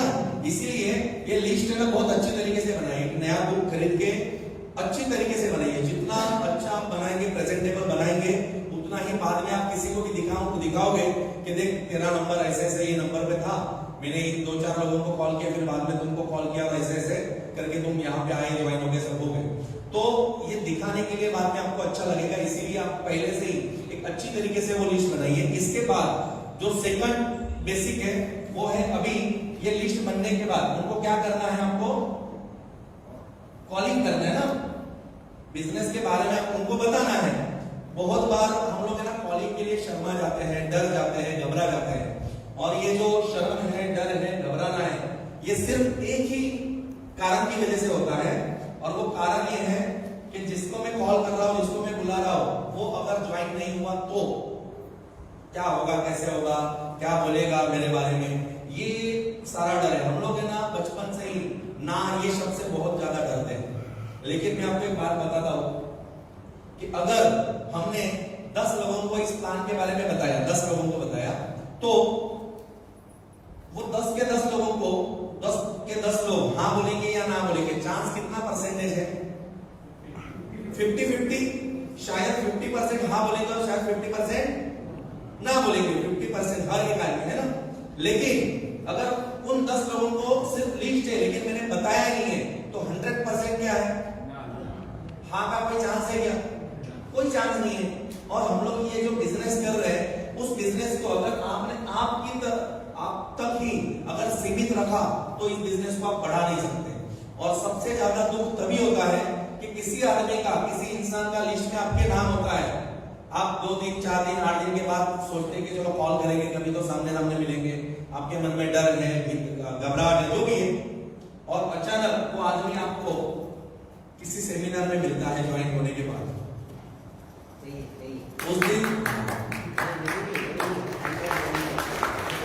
उस दिन आपको बहुत ज्यादा दुख लगता है कि इसका नाम मेरे लिस्ट में था, फिर भी मैं डर के कारण या किसी भी वजह के कारण मैं बात नहीं कर पाया। तो हमें लिस्ट बनाने के बाद फटाफट से कॉलिंग करनी है। अगर आप पार्ट टाइम में काम कर रहे हो, बिजनेस को फुल टाइम में कर रहे हो, कैसे भी कर रहे हो, लेकिन कम से कम 2 घंटा आपको रेगुलर बिजनेस के लिए निकालना है। जैसे मैंने कहा ये बिजनेस हमारा बिजनेस है, अगर आपका बिजनेस है तो इसके लिए वक्त भी किसको निकालना पड़ेगा? आपको निकालना पड़ेगा। आप आपके हिसाब से वक्त निकालिए। ये कोई हार्ड एंड फास्ट रूल नहीं है, यहाँ पे आपका कोई बॉस नहीं है। तो अगर आपको 4 दिन में टाइम नहीं मिला तो कोई बात नहीं, 5वें दिन कीजिए। यहाँ पे इस बिजनेस में कोई भी काम अर्जेंट नहीं है लेकिन इंपॉर्टेंट है। अगर आप कुछ दिन गांव जा रहे हैं, 8 दिन 15 दिन, कोई प्रॉब्लम नहीं है, अर्जेंसी यहाँ पे कुछ नहीं, लेकिन इंपॉर्टेंट है। जैसे ही आप 10-15 दिन के बाद आओगे, इस काम को शुरू कीजिए। समझ गए? तो 2 घंटे 3 घंटे आपको डेली देने हैं, और हमेशा आपको रोज कम से कम, ये जो लिस्ट है 300 लोगों की, इसमें कम से कम आपको डेली 10 लोगों को कॉल करना है। अब 300 लोगों की लिस्ट बनाने के बाद सबसे पहले आपको ये सिलेक्ट करना है कि कॉल में किसको करूं। सबसे पहले हमें कॉल किसको करना है? जो हम आसानी से उन लोगों को मिल सकते हैं, मतलब हमारे एरिया के। अगर यूपी वाला आदमी है तो उसको 4 दिन के बाद करो, चलेगा, लेकिन शुरुआत में हमको किसको कॉल करना है कि कॉलिंग करने के बाद हम लोग उनको मिल सके। और ये जो कॉलिंग है, इस कॉलिंग में हमें प्लान नहीं बताना है। बहुत बार ये लोग गलती करते हैं कि किधर अभी वसई में जाओ मिलने के लिए, फोन पे बता देता हूं अगर ज्वाइन हुआ तो हुआ, नहीं तो नहीं हुआ। लेकिन 99% वहां पे अगर फोन पे आप बताओगे तो 99% चांसेस क्या है ना ना, क्योंकि आप जितने भी लोग ज्वाइन हुए हैं आप मुझे बताइए, आपने ये प्लान देख के ज्वाइन हुए हैं या फोन पे बात करके ज्वाइन हुए हैं? आप सब लोग कैसे ज्वाइन हुए हैं? देख के ना, सामने सामने 4 सवाल पूछ के ज्वाइन हो गए, आंखों से देखा। तो हम लोग है ना इसको शो द प्लान कहते हैं। क्या कहते हैं? Show the plan, tell the plan कहते हैं क्या? तो ये प्लान दिखाने वाला प्लान है, बताने वाला नहीं है। ये जो कॉलिंग है ना, ये कॉलिंग आपकी 1.5 मिनट से ज्यादा नहीं होनी चाहिए, बस ज्यादा से ज्यादा 1.5 मिनट। वो आपके रिलेटिव में है, बहुत पुराना दोस्त है, कुछ भी है, हमेशा आपको कॉलिंग में उसे हरी दिखाना है, हाई में दिखाना है हमेशा। ये सारी चीजें करनी पड़ती है क्योंकि आप जो काम कर रहे हो ना, सामने वाले को लगे कि आप प्रोफेशनली कर रहे हो। अगर आप रिलेटिव में भले कॉल कर रहे हो, आपका मौसी का लड़का है, रिलेटिव है मेरा, लेकिन अगर मैं कॉलिंग कर रहा हूं इस बिजनेस के लिए और मैं आराम से इधर उधर की बातें कर रहा हूं, चाचा कैसे है, मामा कैसे है, गांव कब आ रहा है, ये हो रहा है, वो हो रहा है, तो सामने वाले को ये जाने अनजाने में पता चलता है कि ये जो बिजनेस कर रहा है, इस बिजनेस में ये खुद सीरियस नहीं है। और अगर ये खुद सीरियस नहीं है तो अगर मैं इस बिजनेस को ज्वाइन करूंगा तो क्या गारंटी है कि अगर किसी का फ्यूचर यहाँ पे नहीं बनने वाला तो मेरा क्या बनेगा? समझ गए? तो हमेशा आप जब भी कॉलिंग करेंगे, देखो कॉलिंग का हमने भी ये कहीं से सीखा हुआ है, एक बहुत अच्छी लाइन है, हमेशा हम कॉलिंग के लिए ये यूज करते हैं। अगर आपने भी ये कॉलिंग के लिए यूज की, मैं आपको गारंटी बताता हूँ आपके परसेंटेज जो है वो बहुत ज्यादा लोगों के बढ़ेंगे सेमिनार में आने के लिए। ये कॉलिंग ही इंपॉर्टेंट है। लिस्ट थोड़ा बहुत तो इजी है क्योंकि ये लोगों के बीच में बैठ के बनाना, ये खुद को बनाना है ना, लेकिन कॉलिंग में क्या होता है, एक्चुअल आपका कॉन्फिडेंस पता चलता है सामने वाले को। इसीलिए अगर नया आदमी है तो उसको थोड़ा सा वक्त लगता है, लेकिन मैं बोलता हूँ आपको कोई टेंशन मत लीजिए। यहाँ पे अगर हमें 1 करोड़ रुपया 1 साल का कमाना है तो 2 साल के बाद तीसरे साल अगर 1 करोड़ आया तो चलेगा कि नहीं चलेगा? चलेगा कि नहीं चलेगा? तीसरे साल भी चलेगा ना। 2 साल अगर मान लीजिए सीखने के लिए गए, हमें कुछ नहीं आ पाया, कोई बात नहीं, लेकिन 2 साल के बाद जब हम इसी काम को कर रहे लगातार, तीसरे साल अच्छे से हमने काम किया, सीखा हुआ है अपने सब कुछ, और तीसरे पूरे साल में जो भी आपका इनकम बना वो 1 करोड़ बना, बहुत अच्छा है। क्योंकि अभी आप जो भी कर रहे हैं उसमें अगले 10 साल 15 साल 20 साल के बाद भी आपके जॉब में या आपके बिजनेस में जो इन्होंने दुकान अपनी अपनी बताई, वहां पे 1 साल में 1 करोड़ आने का कोई चांसेस है क्या? कोई नहीं है ना। मतलब 100% अगर इस बिजनेस को अगर हमने सीख के किया तो इसमें चांसेस है आने के। तो हमें ये सारी बातें आज से शुरू कर दी है, कभी ना कभी हमें ये सारी बातें सीखे, हम भी सीखेंगे, अच्छे से करेंगे और हमें इसका रिजल्ट दिखेगा। तो कॉलिंग आपकी 1.5 मिनट से ज्यादा नहीं होनी चाहिए। पहले तो कॉल करने के बाद, हाय हेलो करने के बाद एक चीज का ध्यान रखें कि वो अभी फ्री है या नहीं आपकी बात सुनने के लिए, वो देखिए। अगर आपने कॉल करने के बाद डायरेक्टली शुरू किया, मैं ऐसा ऐसा एक बिजनेस कर रहा हूँ, ये कर रहा हूँ, वो कर रहा हूँ, और वो आपको पता चलेगा ट्रेन में है, कहीं पे भीड़ में, और वो सुन ही नहीं पा रहे, तो वो आपका जो कॉल है ना वो फेल हो जाएगा। इसीलिए कॉल करने के बाद एक तो आवाज ठीक से आ रही है जा रही है वो चेक कीजिए। दूसरी बात, उससे परमिशन लीजिए कि मैंने एक बहुत इंपॉर्टेंट काम के लिए कॉल किया है, क्या ये समय सही है मुझे बात करने के लिए? तो अगर वो बिजी रहेगा तो वो क्या बोलेगा, 10 मिनट के बाद करो, शाम को करो, दोपहर को करो, कल करो, है ना? तो कोई बात नहीं, वहां पे आप आगे लिख दीजिए कि उस वक्त आपको कॉल करना है, वो टाइम लिख दीजिए। तो वो आपका कॉलिंग अभी तक हुआ नहीं है, बचा हुआ है, लेकिन आपने गलत तरीके से बात कर दिया, उसके पास वक्त नहीं है, हाँ कर दिया, तो आप यहाँ पे लिस्ट के आगे लिखेंगे कि कॉलिंग कंप्लीट, टाइम दिया मिलने के लिए या नहीं दिया तो नहीं दिया, खत्म। तो वो एक आदमी आपके लिए चला जाएगा। और इस बिजनेस में या नेटवर्क मार्केटिंग इंडस्ट्री में शायद आप अच्छी तरीके से जान सकते हो कि एक आदमी की क्या वैल्यू रहती है। जिनके पास हमारे जो अपलाइन है, नीलेश देसाई सर ज्वाइन हुए हैं, अपलाइन को पूछो एक आदमी की वैल्यू क्या है, तो कितनी बड़ी वैल्यू एक इंसान की होती है, हमें पता नहीं होता सामने वाला इंसान आगे जाके क्या करने वाला है। तो हम लोग बहुत लाइटली कॉल करते हैं, लाइटली बात करते हैं, तो ऐसा मत कीजिए। हर एक आदमी अपनी जिंदगी में बहुत बड़ा काम करेगा, यही हिसाब से आपको बात करनी है। तो एक बार आपने परमिशन ले ली कि क्या मैं इंपॉर्टेंट बात कर सकता हूँ, क्या अभी आप फ्री है क्या सुनने के लिए? अगर आपने हाँ बोला तो आपको आगे बात चालू करनी है। लेकिन आगे जब आप बात चालू करोगे तो कभी भी कोई भी ना प्रोडक्ट के बारे में आपको बोलना है, ना बिजनेस मीटिंग के बारे में बोलना है, कुछ नहीं बोलना है, कुछ भी नहीं बोलना है। उल्टा हमेशा आपकी बातों की शुरुआत एक सवाल से करनी है। जब आप एक सवाल करोगे उसके जवाब से पता चलेगा कि ये जो बंदा है जिससे मैं बात कर रहा हूं ये सच में इंटरेस्टेड है या नहीं है। ये कॉलिंग जैसे मैंने बताया था कि सिर्फ अपॉइंटमेंट लेने के लिए करनी है, बिजनेस प्लान बताने के लिए नहीं। हमें ये पता चले कि जिस तरीके से हम जुनूनी है वैसे ही जुनून उसमें भी है क्या, क्योंकि यहाँ पे जो इंसान है वो ढीला ढाला या सादा सुदा नहीं चलता। क्योंकि आप सब लोग जैसे पार्ट टाइम में काम कर रहे हो, मैंने भी पार्ट टाइम में शुरू किया था, तो 8 बजे जब कोई जॉब से आता है तो 8 बजे के बाद कौन इंसान है जो बाहर जाके फिर नया एक काम करेगा? जिसके अंदर कोई जुनून होगा, है ना, जिसके कोई सपने बड़े होंगे वही करेगा, आम आदमी नहीं करेगा। आम आदमी क्या करता है, जॉब से आता है, टीवी लगा के बैठता है, बीवी बच्चों के साथ एंजॉय करता है, उसको अपने फ्यूचर की कोई बड़ा सपना नहीं है।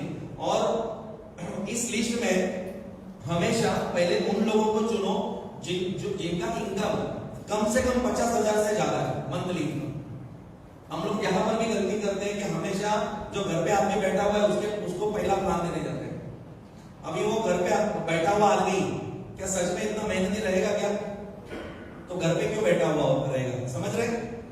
तो वो अगर आपको तुरंत आप ऐसे ही लोगों के पास गए पहली 2 बार 4 बार और उनको अपने प्लान में सब अच्छा बताया, बोला नहीं कुछ मजा नहीं आया, नहीं करना है, अभी अपना जो जिंदगी चल रहा है अच्छा है, उसके अंदर कोई कुछ कर गुजरने की कोई तमन्ना ही नहीं है, तो वो आदमी बिजनेस को ज्वाइन नहीं करेगा।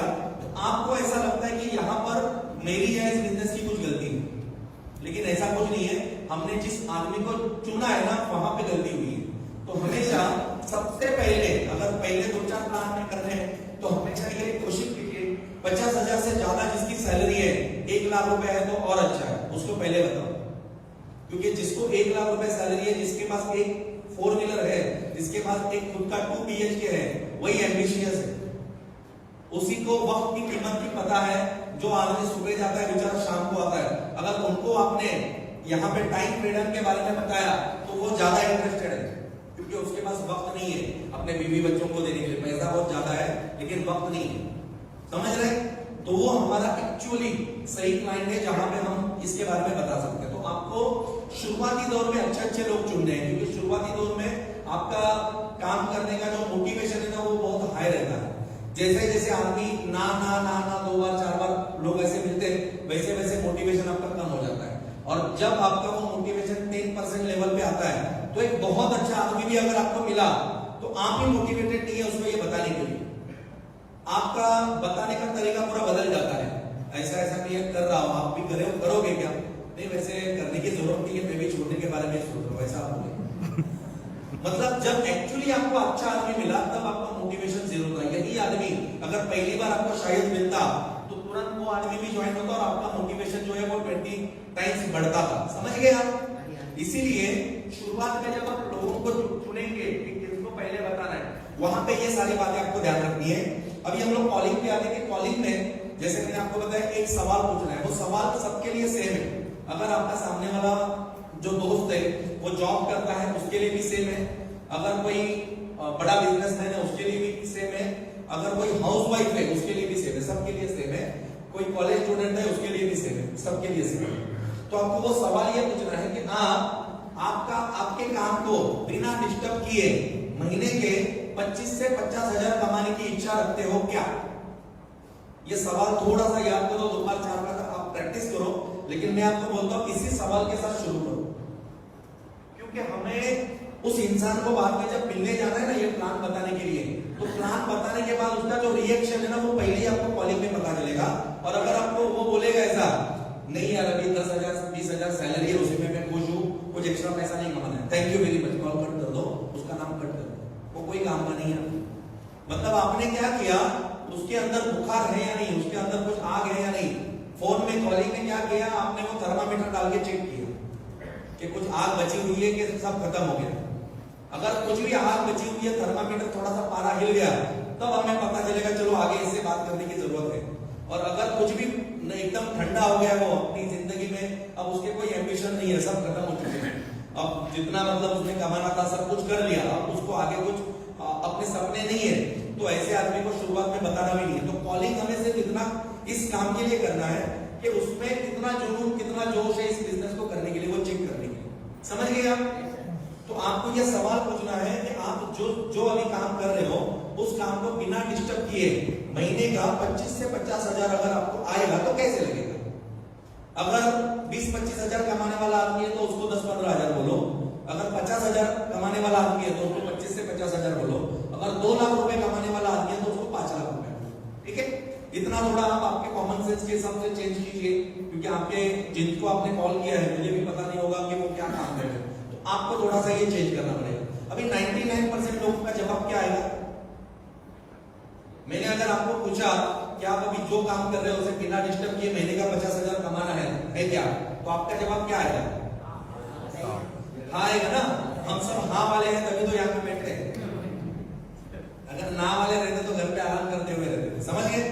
मतलब 99% लोग हाँ ही बोलने वाले हैं, 99। लेकिन उसने हाँ बोलने के बाद तुरंत आपको खुश नहीं होना है, बिल्कुल खुश नहीं होना है, क्योंकि अभी आप जो प्रपोजल देने वाले हैं उसके लिए वो इंसान सही है इतना हमें पता चल रहा है। ठीक है? अभी उसको बोलिए कि आजकल मैं थोड़ा बहुत बिजी चल रहा हूँ, एक नया कॉन्सेप्ट है जो ज्यादा से ज्यादा लोगों को मैं ढूंढ रहा हूँ, जो मेहनती है, जो अपनी लाइफ में कुछ करने वाले हैं, ऐसे लोगों को मैं ढूंढ रहा हूँ। तो जब मैं मोबाइल का मेरा लिस्ट देख रहा था, कॉन्टेक्ट लिस्ट, उसमें तेरा नाम आया तो तुरंत मुझे ख्याल आया कि तेरे जैसा मेहनती आदमी मेरे पहचान में दूसरा कोई नहीं है। मतलब सबसे ज्यादा तू मेहनती है, तेरे सपने बहुत बड़े हैं, इसीलिए मैंने तुझे कॉल किया है। तो जो बात मुझे बतानी है ये फोन पे मैं नहीं बता सकता, इसके लिए आपको और मुझे 1 घंटे के लिए मिलना पड़ेगा। ठीक है? इस तरीके से आपको अपॉइंटमेंट लेनी है, फिर आप यहाँ पे बुलाइए, आप 1-to-1 में आपके अपलाइन को लेकर उनके घर पे जाइए, कैसे भी अपॉइंटमेंट लीजिए, या जहां जहां पे हमारे प्रेजेंटेशन शुरू है आप वहां पे बोलिए कि एक सक्सेसफुल इंसान वहां पे आते हैं और किस तरीके से हम हमारे लाइफ में जो अभी काम कर रहे हैं उसे बिना डिस्टर्ब किए 50 हजार 1 लाख रुपए महीना कमा सकते हैं, वो वहां पे आके बताने वाले हैं। और खुद वो ऐसे सक्सेसफुल इतने रुपए कमाते हैं, ऐसा उनके बारे में एडिफिकेशन कीजिए और उनके लिए उनको वहां पे इनवाइट कीजिए। समझ गए? इस तरीके से ये जो कॉलिंग आपको करना है ना, ये सिर्फ इनविटेशन के लिए करना है, बिल्कुल भी प्लान प्रेजेंटेशन के लिए प्रोडक्ट है, ऐसा है, मैग्नेटिक है, मिरर में कंपनी है, कुछ भी मत बोलिए, कुछ भी मत बोलिए, क्योंकि ये अगर 100% उस इंसान को ठीक से नहीं समझा, आपने घाई में 10% 20% बता दिया, तो शायद वो अपने दिमाग से उसको सोचेगा और पहले के अनुभव शायद किसी के खराब हो सकते हैं। तो अगर उसका कोई अनुभव खराब रहा तो वो तुरंत आपको, अच्छा वो हाँ भी अगर ना बोलेगा, नहीं बोलेगा, तो दूसरा कुछ सवाल पूछेगा कि वो वही काम है क्या कोई जोड़ने वाला, वही काम है क्या कोई प्रोडक्ट सेलिंग करने, ऐसा बहुत सारे सवाल पूछ सकता है वो आदमी। लेकिन हर सवाल का जवाब आपका एक ही है, वो कोई भी सवाल पूछे एक ही आपको जवाब देना है कि मैं आपको 50 हजार रुपए कमाने के बारे में बोल रहा हूं और आप ये क्या बोल रहे हैं जोड़ने वाला काम, मैं कुछ समझा नहीं, यही आपको बोलना है। अगर वो पूछे कि कोई प्रोडक्ट सेल करना है क्या, तो आपको वापस वही जवाब देना है कि मैं आपको 50 हजार रुपए कमाने की अपॉर्चुनिटी के बारे में बात कर रहा हूं और आप ये प्रोडक्ट सेलिंग के बारे में क्या बात कर रहे हैं, मैं कुछ समझा नहीं। अगर आप ऐसा बोलते हो तो सामने वाला कंफ्यूज हो जाता है कि शायद ये कुछ अलग है, तभी वो आएगा देखने के लिए। क्योंकि अगर उसको पता चला कि इसके पहले मैंने जो जो काम किए वैसे ये भी काम है, देखो नेटवर्क मार्केटिंग ही वो भी समझ रहा है और हमें भी वही बताना है, सिर्फ उसका तरीका अलग है, क्योंकि उसने जो समझा ना वो गलत तरीके से समझा है। सच है? सही है ना? क्योंकि अगर उसके पास दूसरा कोई अपॉर्चुनिटी अच्छा रहता था तो शायद मतलब वो अच्छा कुछ काम किया होता उसने, लेकिन अभी भी अगर उसके कुछ प्रॉब्लम चल रहे घर में, फाइनेंशियल प्रॉब्लम है जो भी है, तो इसका मतलब 100% इस काम की उसको जरूरत है। सिर्फ जैसे हम लोग देखो बच्चों को कड़वा दवा जब देते हैं तो कैसा देते हैं, थोड़ा सा शक्कर डाल के देते हैं ना उसको, थोड़ा मीठा बना के, बस ये काम वैसे ही करना है। इसको थोड़ा सा बातों से आपको अच्छा बना के उसको देना है ताकि वो निकल पाए। समझ रहे? और अगर ये एक बार कॉलिंग होने के बाद आपका आदमी प्रेजेंटेशन में आया, उसने वक्त दिया, अभी वक्त भी जो मांगना है तो ऐसे कभी नहीं बोलना है कि मैं तो फ्री हूं, तुम कभी फ्री है बता। ऐसा अगर बोलेंगे तो आदमी, कोई बोलेगा कि मैं फ्री बैठा हूं, किसी को अच्छा लगता नहीं है कि मैं फ्री बैठा हूं ऐसा बोलने के लिए, तो बोलेगा मैं फ्री तो नहीं रहता यार, जॉब में चला जाता हूं, तो आप क्या करेंगे? इसीलिए उसको हमेशा 2 चॉइस देना चाहिए। 2 चॉइस दीजिए कि मैं मंडे को कल्याण आपका आदमी है, तो मैं मंडे को कल्याण आने वाला हूँ सुबह या ट्यूसडे को आने वाला हूँ शाम को, इन दोनों में से तुझे कौन सा टाइम सुटेबल होगा वो तू मुझे बता। मतलब अगर आपने दो ऑप्शन दिए तो ज्यादा से ज्यादा चांसेस है वो एक ऑप्शन कोई ना कोई पकड़ लेगा, है ना।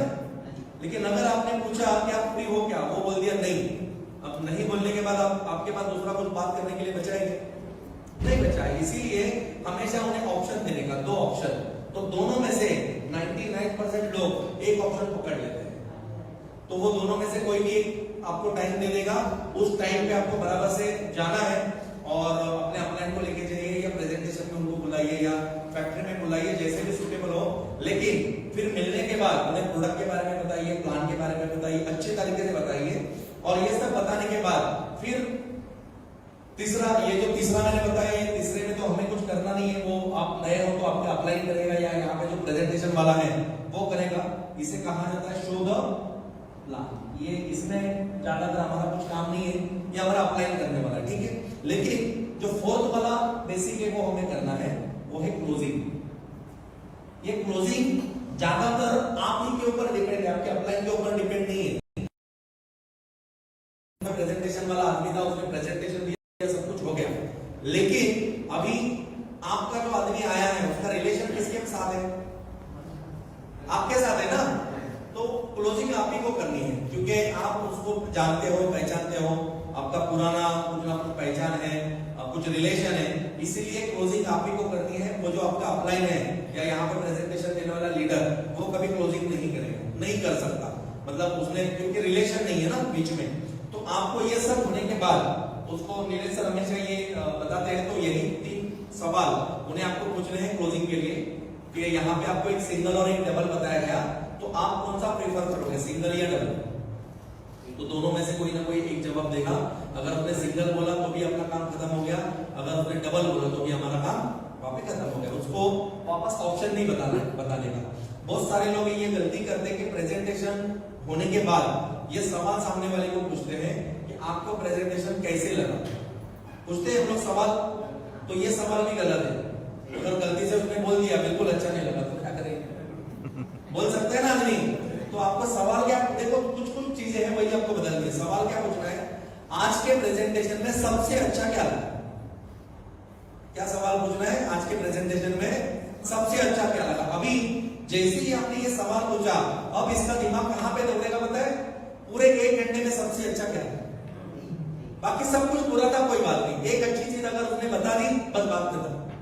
एक अच्छी चीज उसने बताई, उसको शायद डेमो पसंद आया होगा, उसको शायद प्रोडक्ट पसंद आया होगा, उसको शायद प्रोडक्ट और डेमो पसंद नहीं आया, प्लान पसंद आया रहेगा, जो भी है उसके हिसाब से वो अच्छा बोलेगा कि ये चीज मुझे अच्छी लगी। बस उस चीज को पकड़ लीजिए और क्लोजिंग कीजिए। चलो फिर कौन सा लेंगे, सिंगल या डबल। फिर दूसरा सवाल आपको करना है कि इसमें जो आईडी बनानी है वो आप किसकी बनानी चाहोगे, आपकी या मैडम की, या मैडम आई है तो आपकी या हस्बैंड की, इस तरीके से। और फिर तीसरा सवाल करना है कि ऐसे ऐसे आपको पेमेंट करना होता है कंपनी में, तो आपके लिए प्रेफरेबल क्या है, आप बैंक ट्रांसफर करोगे, जीपे, फोन पे करोगे, या जो भी है। इस तरीके से आपको ये सवाल 3 सवाल पूछ के उनका क्लोजिंग करना है। ये 4 बेसिक है। अगर ये 4 बेसिक्स का अगर आप रेगुलर इसका प्रैक्टिस करेंगे तो ये बहुत आसानी से आप कर सकते हो। और इस बिजनेस में एक इंपॉर्टेंट बात हमेशा याद रखिए कि प्लान देखने के बाद किसी को भी कन्विंस मत कीजिए, बिल्कुल मत कीजिए, कन्विंस मत कीजिए, क्योंकि ये जो बिजनेस है ये कन्विंस करने वाला नहीं है, ये बिजनेस कन्विंस होने वाला है। आप जितने लोग यहाँ पे आए हैं, जितने लोग ज्वाइन हुए हैं, जितने लोगों ने प्रोडक्ट लिया है, आप सिर्फ खुद कन्विंस हो जाइए कि ये अच्छा बिजनेस है, बस यहाँ पे हमारा फ्यूचर बनने वाला है, बस हो गया। अगर आप कन्विंस हो गए तो इस दुनिया की कोई भी ताकत आपको निगेटिव नहीं कर सकती। चाहे कुछ लोग आएंगे, अभी आएंगे, कुछ बाद में आएंगे, जो भी होगा, लेकिन आप एक बार कन्विंस हो गए, आप अगर पिच पे टिक गए तो आपको यहाँ वहां जाना नहीं है। क्योंकि इस बिजनेस में आपको ऐसे ऐसे अनुभव आएंगे कि बहुत बुरी परिस्थितियां आपके सामने आएंगी, बहुत बुरी परिस्थितियां। लोग आपको खराब मिलेंगे, घर वाले कुछ ना कुछ डांटेंगे, कुछ खराब बोलेंगे, जिनको आप बता रहे हो आपको बोलेंगे यार कहाँ फंस गया, अच्छा वाला जॉब कर रहा था, ये क्या बीच में चालू किया। या बहुत सारे लोग बोलेंगे आपका काम धंधा चल नहीं रहा, इसके लिए ये कर रहे हो, कुछ भी बोलेंगे। लेकिन ये सारी चीजें ना आपने देखी है, जो इंसान आपको बता रहा है वो खुद आया है यहाँ पे, तो उसका अच्छा और बुरा, ये अच्छा है या बुरा है, ये पता है उनको? नहीं पता है, लेकिन आपने देखा हुआ है, इसलिए सिर्फ आप ही इसको बता सकते हो, मतलब कितना अच्छा है ये समझ सकते हो। इसीलिए एक बार आप कन्विंस हो गए तो किसी को भी किसी और का सुनना नहीं है। अभी जैसे अगर किसी ने, मैंने ये जो ब्लेजर पहना है ये ग्रे कलर का है, कौन से कलर का है? ग्रे कलर का। आप में से कोई भी इंसान मुझे कन्विंस करके बताइए कि ये ग्रे कलर नहीं है, ये येलो कलर।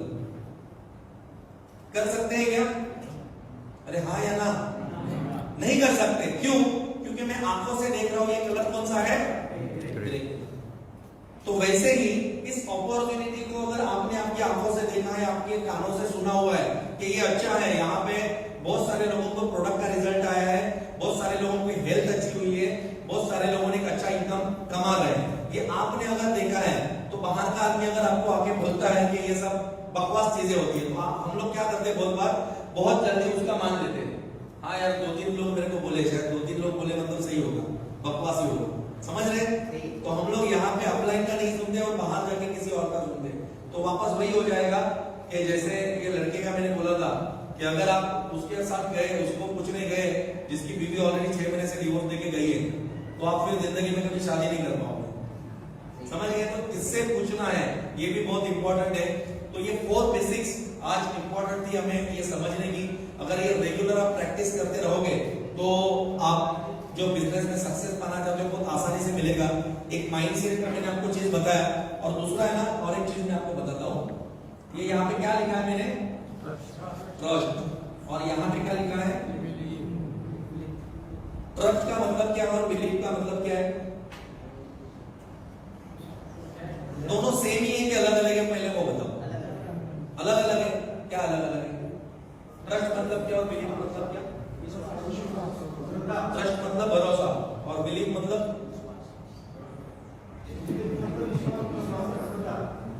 बिलीव मतलब विश्वास और ट्रस्ट मतलब श्रद्धा।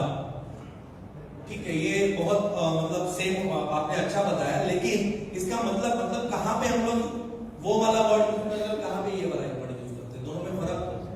ट्रस्ट यूज करते हैं ना, दूसरे I trust you. Trust, I trust you. हाँ, I believe in myself. अच्छा, खुद के ऊपर बिलीव और दूसरे के ऊपर ट्रस्ट। और किसी को कुछ? हाँ, नहीं, आप क्या दोनों में फर्क? ये फर्क अगर आप आज समझ गए ना, मैं आपको बोलता हूं ये बिजनेस बहुत आसानी से आपका कंप्लीट होने वाला है या सक्सेसफुल आप होने वाले हैं।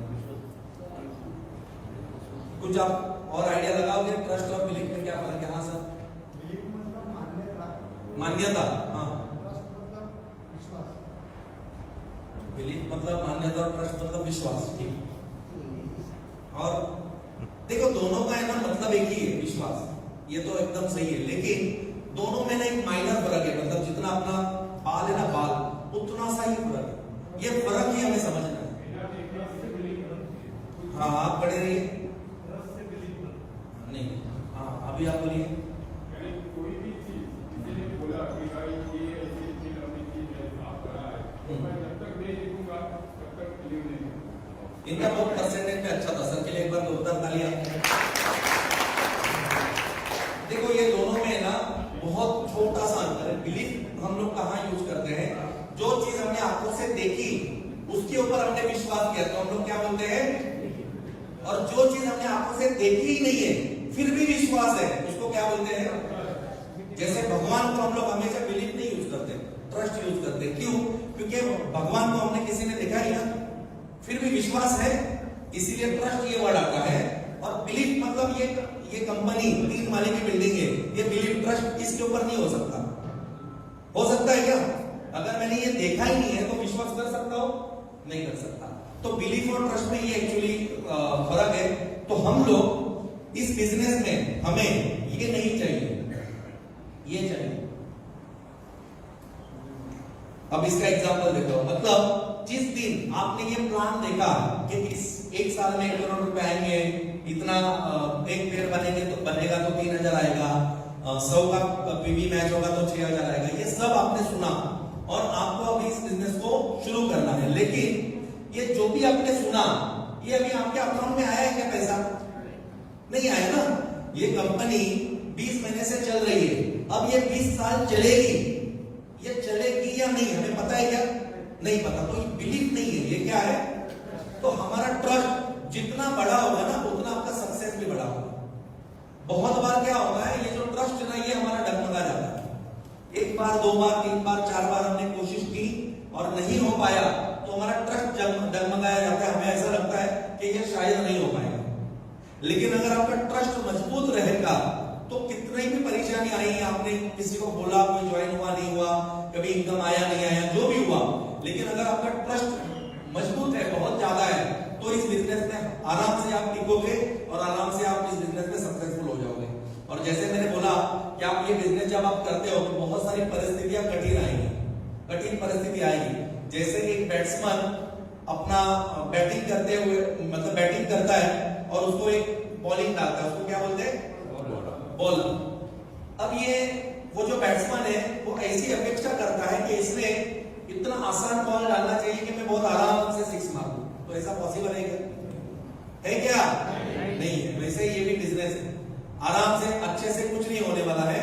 बाहर की जितनी भी परिस्थितियां हैं ये आपको आउट करने की ही कोशिश करेगी। क्या करने की कोशिश करेगी? आउट। लेकिन आप अच्छे बैट्समैन है या नहीं है, तो आपको उस पिच पे टिक के दिखाना है कि आप कैसे बैट्समैन हो। आप ऐसे सामने से कोई अपेक्षा मत कीजिए कि जो लोग आएंगे वो मुझसे कोई सवाल नहीं पूछेगा, हाँ सर इधर क्या करना है, साइन करना है, ये लोग कितना पैसा देना है, ऐसा होगा क्या? नहीं हो। तो ये सारी बातें ना आपको समझनी है। अगर ये पहले से ही आप समझोगे कि आगे जाने के बाद ये दिक्कतें आने वाली है, तो वो दिक्कतें आपको दिक्कतें नहीं लगेगी बहुत आसानी से, क्योंकि ये ना सिर्फ किसी एक के इंसान के जिंदगी में नहीं होता, सबके साथ होता है। जितने भी लोगों ने आज करोड़ों रुपए कमाए हैं वो सब इसी फेज से गुजरे हुए हैं। जब हम लोग ये बिजनेस किसी को भी बताते हैं तो बहुत सारे सवाल आते हैं, बहुत सारे सवाल। कंप्लेंट हैंडलिंग करके अलग से ट्रेनिंग होता है, जिसमें से एक सवाल मैं आज यहाँ पे कंप्लीट करूंगा, क्योंकि बहुत सारे लोगों को ये सवाल आता है। वो सवाल ये है कि हमारा जो प्रोडक्ट है वो महंगा बहुत है। आता है ये सवाल? कितने लोगों को आता है? हाथ ऊपर कीजिए कि नहीं आता। कोई पूछता है कि नहीं पूछता? ज्वाइनिंग के टाइम नहीं पूछता क्या? सब लोग दे देते फटाफट। अच्छा एक ही आता है ना सवाल? आता है तो मैं बोलो फिर जवाब देता हूं, नहीं तो जाने दीजिए। आता है ना? जब भी आप ये बिजनेस बताने जाते हो तो आपको ये सवाल आता है कि अरे यार मेरे को तो बहुत अच्छा लगा, लेकिन 7,400 तो अभी जेब में नहीं है। इतना महंगा प्रोडक्ट, ऐसा प्रोडक्ट तो 2,000 रुपए का भी मिलता है। ऐसे बहुत सारे सवाल आते हैं। तो सबसे ज्यादा जो कंप्लेंट जो आती है या सवाल जो आते हैं ना वो रेट के ऊपर आता है सबसे ज्यादा। तो रेट में जब भी सवाल आपको कोई भी पूछे, या कोई भी सवाल जब भी आपको इस बिजनेस में पूछे, तो एक क्या बोल सकते हैं, वो एक सूत्र है उसको कि कभी भी सामने वाले के सवाल का जवाब नहीं देना। क्या करना है? जवाब नहीं देना। इसका सबसे बड़ा कारण ये है कि जब भी हम लोग जाते हैं कोर्ट में तो सवाल कौन पूछता है और जवाब कौन देता है? सवाल कौन पूछता है कोर्ट में? आपने देखा है ना टीवी पे, सवाल कौन करता है? वकील। और जवाब कौन देता है? चोर देता है। तो हम है क्या वैसे? तो हमें जवाब नहीं देना है, हमें सवाल करना है। समझ गए? कोई भी सवाल अगर उसका आए तो उसको और एक सवाल आप पूछो, उसको जवाब मत दो, उस सवाल में उसका जवाब आ जाएगा। जैसे ये पूछा आपको कि ये सब कुछ अच्छा है लेकिन महंगा बहुत है, मेरे पास पैसे इतने नहीं है, अगर 1,000-2,000 रुपए का रहता तो शायद मैं कर लेता। तो उसको जवाब किस तरीके से देना है अभी आप मुझे बताइए। आपको समझा के ये मैं बता रहा हूँ, वैसे तो ये 1 मिनट का ही जवाब है। आप अभी यहाँ पर रह रहे हो, मान लो सारे मुंबई के लोग हैं, ज्यादातर मुंबई के, तो आपका कोई ना कोई विलेज रहेगा, आपका गांव रहेगा ना कोई ना कोई। तो आप गांव से यहाँ पे कुछ पढ़ने के लिए आए होंगे या काम के लिए आए होंगे, या आपके मम्मी डैडी यहीं से है, जो भी है, ऐसा ही है। तो सामने वाले को सवाल ये पूछो कि सर आपका गांव कौन सा है, तो वो बोलेगा यूपी है, एमपी है, दिल्ली है, सातारा है, सांगली है, रत्नागिरी, कुछ तो बोलेगा। तो उसको बोलेगा, उसको सवाल पूछ देगा कि जमीन के भाव, अगर उसने मान लो जवाब दिया सातारा फॉर एग्जाम्पल, जमीन के भाव उसको पूछने का मुंबई में ज्यादा है कि सातारा में ज्यादा है? जवाब क्या है? मुंबई में। आने जाने का जो रिक्शा का खर्चा है, बस का खर्चा है, ट्रेन का खर्चा है, गाड़ी का खर्चा है, ये ज्यादा कहां पे है? मुंबई में या गांव में? कहां पे है? मुंबई में। अगर मैं कोई घर खरीदता हूं या घर में कोई रेंट में रहता हूं या घर के बारे में, तो रूम का जो रेट है वो मुंबई में ज्यादा है या गांव में ज्यादा है? कहाँ पे? तो उसको सवाल करो चौथा, फिर आप यहाँ पे क्यों रह रहे हो? सर वहां पे सस्ता है। कॉमन सेंस है कि अगर वहां पे जमीन भी सस्ती है, खाना पीना भी सस्ता है, आना जाना भी सस्ता है, तो हम यहाँ पे क्या कर रहे हैं? तो इसका जवाब क्या है?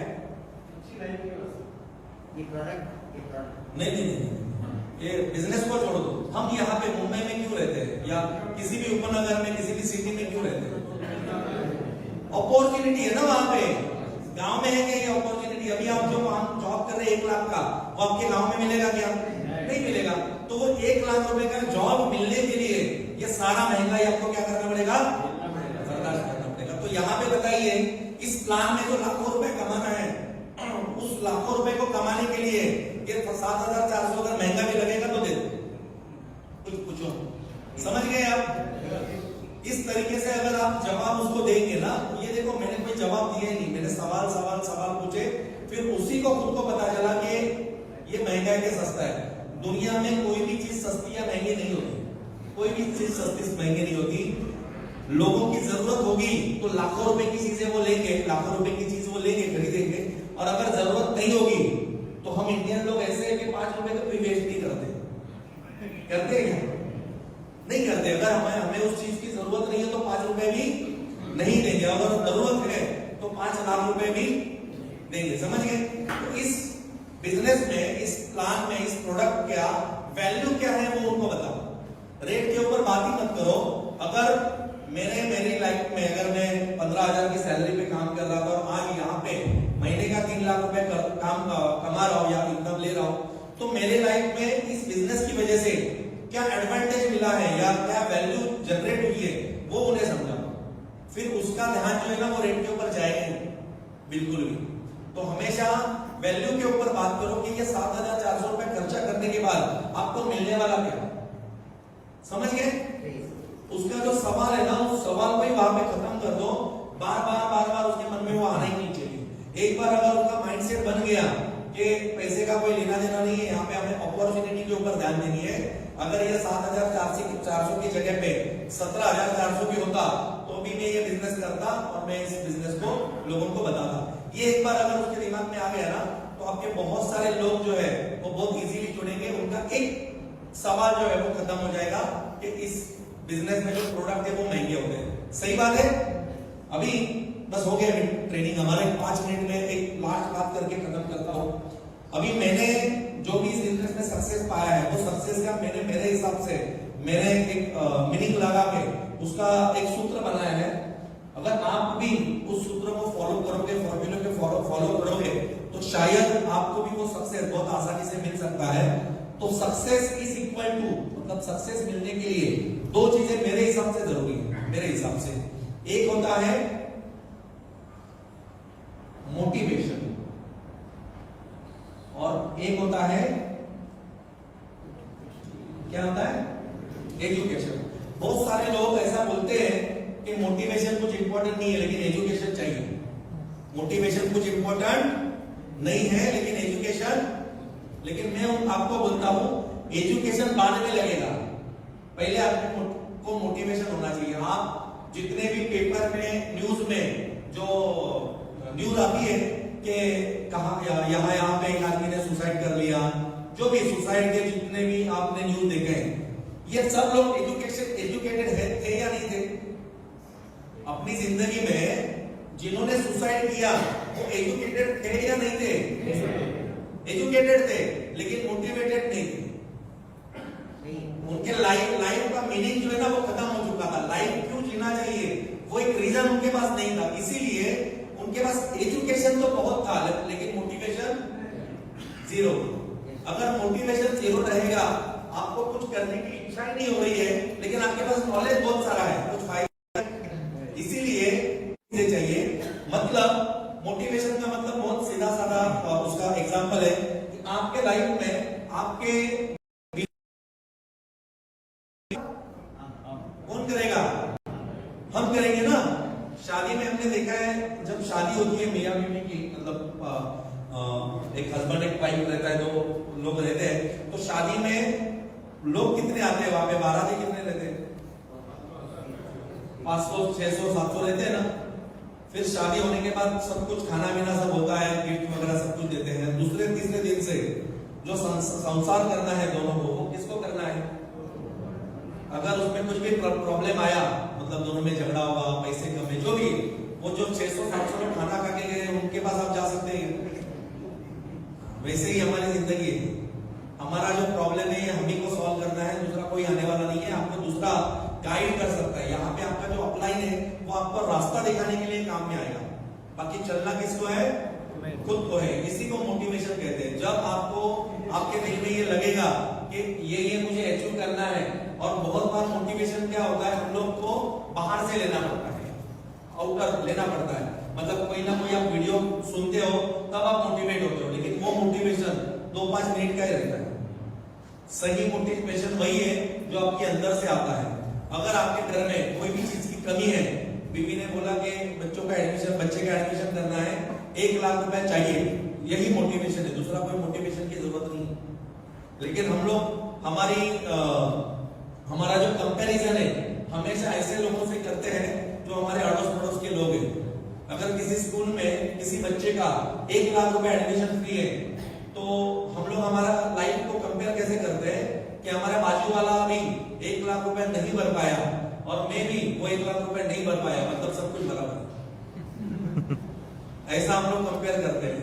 तो मेरा सवाल ये है कि उस स्कूल में 1 लाख रुपए भर के किसी ना किसी के तो बच्चे गए ना, लेकिन हम लोग है ना आसान रास्ता चुनते हैं। फिर बीवी को बोलते हैं एजुकेशन पढ़ा लिखा के क्या करना है, ये अपना 10-20 हजार जिधर डोनेशन है उधर भरो और पढ़ाई चालू करो। मतलब हम लोग हमारी जिम्मेदारियों से भागते हैं।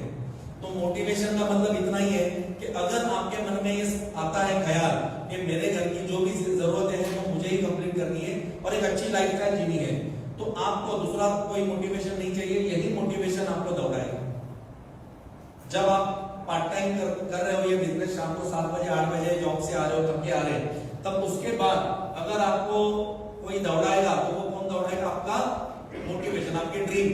अगर कुछ ना कुछ आपके ड्रीम है तो ही आपको मोटिवेशन मिलेगा। अगर ड्रीम भी नहीं है तो मोटिवेशन भी नहीं आएगा और आपके पास कोई वजह नहीं होगी इस काम को करने के लिए। समझ गए? और उसके बाद जो पार्ट है वो है एजुकेशन का। एजुकेशन मतलब जब आप इस कंपनी में ज्वाइन होते हो, किसी भी मतलब किसी के भी थ्रू ज्वाइन होते हो, आते हो, तब आपको एजुकेशन लेना है। एजुकेशन का मतलब इस कंपनी के बारे में पूरी जानकारी आपकी होनी चाहिए।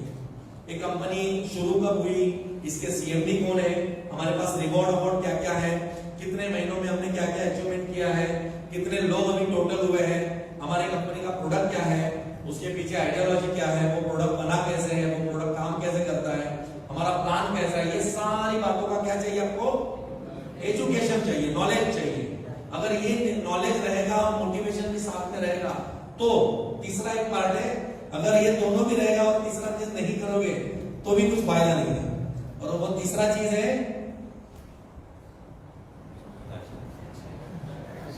क्या है? ये है एक्शन। हम लोग फिल्म देखते हैं ना, वो शूटिंग होती है तो वो ऐसा क्लैप मारते हो, क्या बोलते हैं? एक्शन। उसके पहले उस एक्टर के पास सारी कलाकारी है लेकिन कुछ काम किए क्या? ये एक्शन के बाद ही काम में आने वाला है। तो हम लोग के बहुत बार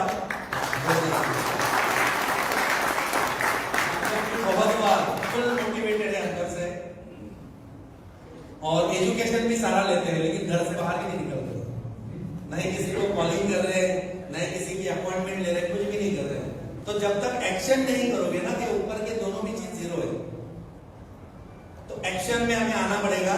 ये जो बिजनेस है ये भले ही बात करने का बिजनेस है लेकिन बातों से होने वाला नहीं है, हमें कुछ ना कुछ काम करना पड़ेगा। आपने नॉलेज बहुत सारा ले लिया, पेट भर के आपको नॉलेज मिल गया, तो अभी आपको क्या करना है? नॉलेज जाके मार्केट में लोगों को देना है, इंप्लीमेंट करना है। जब तक आप उस नॉलेज को इंप्लीमेंट नहीं करते तब तक वो सिर्फ नॉलेज बन के रहेगा, वो आपका सक्सेस नहीं बन पाएगा। तो आपको मोटिवेशन होने के बाद, एजुकेशन लेने के बाद जो तीसरा इंपॉर्टेंट चीज है वो है एक्शन। एक्शन का मतलब एकदम सीधा साधा है जो मैंने किया। जिस दिन 19 अगस्त के दिन में ज्वाइन हुआ था उसके बाद लगभग 3 महीना मैंने एक भी दिन इसकी मीटिंग को, प्रेजेंटेशन को मिस नहीं किया। ये होती है एक्शन की बात। आपके गेस्ट आ रहे हैं नहीं आ रहे हैं कोई टेंशन नहीं है, आप कॉलिंग बहुत कर रहे हो, आप लिस्ट बना रहे हो, सब कुछ कर रहे हो, लेकिन ऐसा हो सकता है कि शायद आप जिन लोगों को बुला रहे हैं वो नहीं आ रहे, कोई टेंशन मत लीजिए। आपको, आपका काम है आपको आना है, ये बिजनेस है ना आपका। अगर आपने दुकान डाला, जैसे उनका दुकान है स्टेशनरी का, आपने दुकान डाला, 4 दिन वहां पे गए और कोई गेस्ट नहीं आ, मतलब गेस्ट नहीं, कोई कस्टमर नहीं आ रहा है, और 5वें दिन आप बीवी को बोले, जब बीवी उठा रही थी, चलो यार दुकान में तो जाना है, बोले नहीं 4 दिन से कोई आया नहीं, अभी मैं नहीं जाऊंगा, चलेगा क्या? नहीं चलेगा। मतलब लोग आए या ना आए, हमें जाना पड़ेगा। तो अगर आप रेगुलर जाते रहोगे, देखो जाना क्यों है, कितने लोग हैं जो मंदिर अपने घर पे त्योहार रहता है, घर में छोटा मंदिर, उसकी पूजा करते हैं, कितने लोग हैं? सब लोग करते हैं। और वो करने के बाद मंदिर में भी जाते हैं या नहीं जाते? तो घर का भगवान और मंदिर का भगवान अलग अलग है, क्यों जाते हैं फिर मंदिर में? नहीं, नियम नहीं, वहां पे हमारे ही विचार के, सात्विक विचारों वाले बहुत सारे लोग आते हैं, तो वहां का जो एरिया है ना, वहां के जो विचार है वो पूरे एरिया में मिले हुए रहते हैं, वहां पे एकदम शांत लगता है ना, मन को शांति मिलती है, जो घर पे शायद ना मिले। बराबर है? मतलब जब भी आप प्रेजेंटेशन में, किसी ट्रेनिंग में जाते हो, फंक्शन में जाते हो, तो यहाँ पे बैठा हुआ हर एक इंसान ये मोटिवेटेड है, तो इसकी वजह से यहाँ पर आने के बाद जो जिसका मतलब क्या चिंगारी बुझ गया ना, उसका भी चिंगारी जल जाता है। माहौल में आना जरूरी है। जिसने ये सोच रहा था कि अभी जिंदगी में कुछ नहीं करना है, बस जिंदगी बस खत्म हो गया, अभी जितना आ रहा है, जितना मतलब ठीक है, ऐसा आदमी भी जब ऐसे माहौल में आता है, तब उसके भी मन में ये ख्याल आता है कि कुछ तो करना पड़ेगा यार, समझ गए? तो ये जो ख्याल है ना, ये घर में बैठे हुए नहीं आता। इसीलिए हर प्रेजेंटेशन में, हर फंक्शन में, हर ट्रेनिंग में हमें कोई आए ना आए, हमें जाना है। आपको कोई ना कोई यहाँ पे स्पीकर आता है अलग अलग, तो उनकी किसी ना किसी की एक बात वही क्लिक कर जाती है, और आपका बिजनेस तुरंत जो 2 महीने से नहीं चल रहा था, वो अचानक 10 गुना बढ़ जाता है। ये आपको खुद को पता नहीं चलता कि ऐसा क्या मुझे पता चला, ऐसा क्या मुझे समझा, ऐसा मैंने क्या सुना कि जिसकी वजह से ये फर्क पड़ा है। लेकिन ये फर्क अगर आपको खुद के बिजनेस में डालना है, तो आपको एक ही काम करना पड़ेगा, रेगुलर आपको मीटिंग अटेंड करनी होगी। आपके नजदीक में जहां पर भी इसके प्रेजेंटेशन चल रहे हैं, आप आपके 10 से 12-15 लोगों को, गेस्ट को बुलाइए। कोई आया तो ठीक है, बहुत सारे लोग ऐसा बोलते हैं कि सर मेरे गेस्ट नहीं आते, इसके लिए मैं भी नहीं आता। अरे आपने ये बिजनेस उसके भरोसे शुरू किया था क्या? शुरू किया था क्या? और मैं आपको एक बात बताता हूं, ये बात थोड़ी स्पिरिचुअलिटी की है, लेकिन समझ लीजिए और थोड़ी सी पॉजिटिव भी लीजिए इस बात को। ऐसी कहावत है कि जो माँ बच्चे को संभालने लायक होती है, भगवान बच्चा उसी माँ को देता है। इसका मतलब क्या? नेटवर्क में हमें कैपेबल बनना है टीम को संभालने के लिए, तभी भगवान भी हमारे लिए अच्छे अच्छे लोग भेजेगा, वरना हम कैपेबल नहीं रहेंगे तो हमसे कोई भी नहीं जुड़ेगा। अगर आपसे कोई जुड़ नहीं रहा है, इसका सीधा सीधा मतलब यह है कि अभी हम उतने कैपेबल नहीं है उन लोगों को संभालने के लिए, इसीलिए भी भगवान नहीं दे रहा है। अगर जब भी डिलीवरी होती है तो लेडीज को एक प्रेगनेंसी में एक लड़का होता है, मान लीजिए एक ही बार में 10 बच्चे हो गए, तो संभाल पाएगी क्या मम्मी उसकी? संभाल पाएगी क्या? तो हमें भी जब इस बिजनेस में एक आदमी मिलता है, एक राइट वाला आदमी मिला, वो अच्छा आदमी मिला, लेकिन हम लोग उसको ध्यान नहीं दे रहे, और लेफ्ट में मिला, राइट में नहीं मिला, इस बात से रो रहे।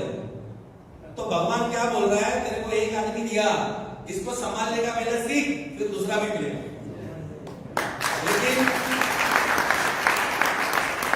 लेकिन हम लोग है ना, उसको छोड़ देते हैं, बोलते तू मिला फिर भी फायदा नहीं है मेरा, तेरा फायदा हो रहा है, मेरा क्या हो रहा है? तो हम लोग है ना अपने आप नेगेटिव वे में जाते हैं।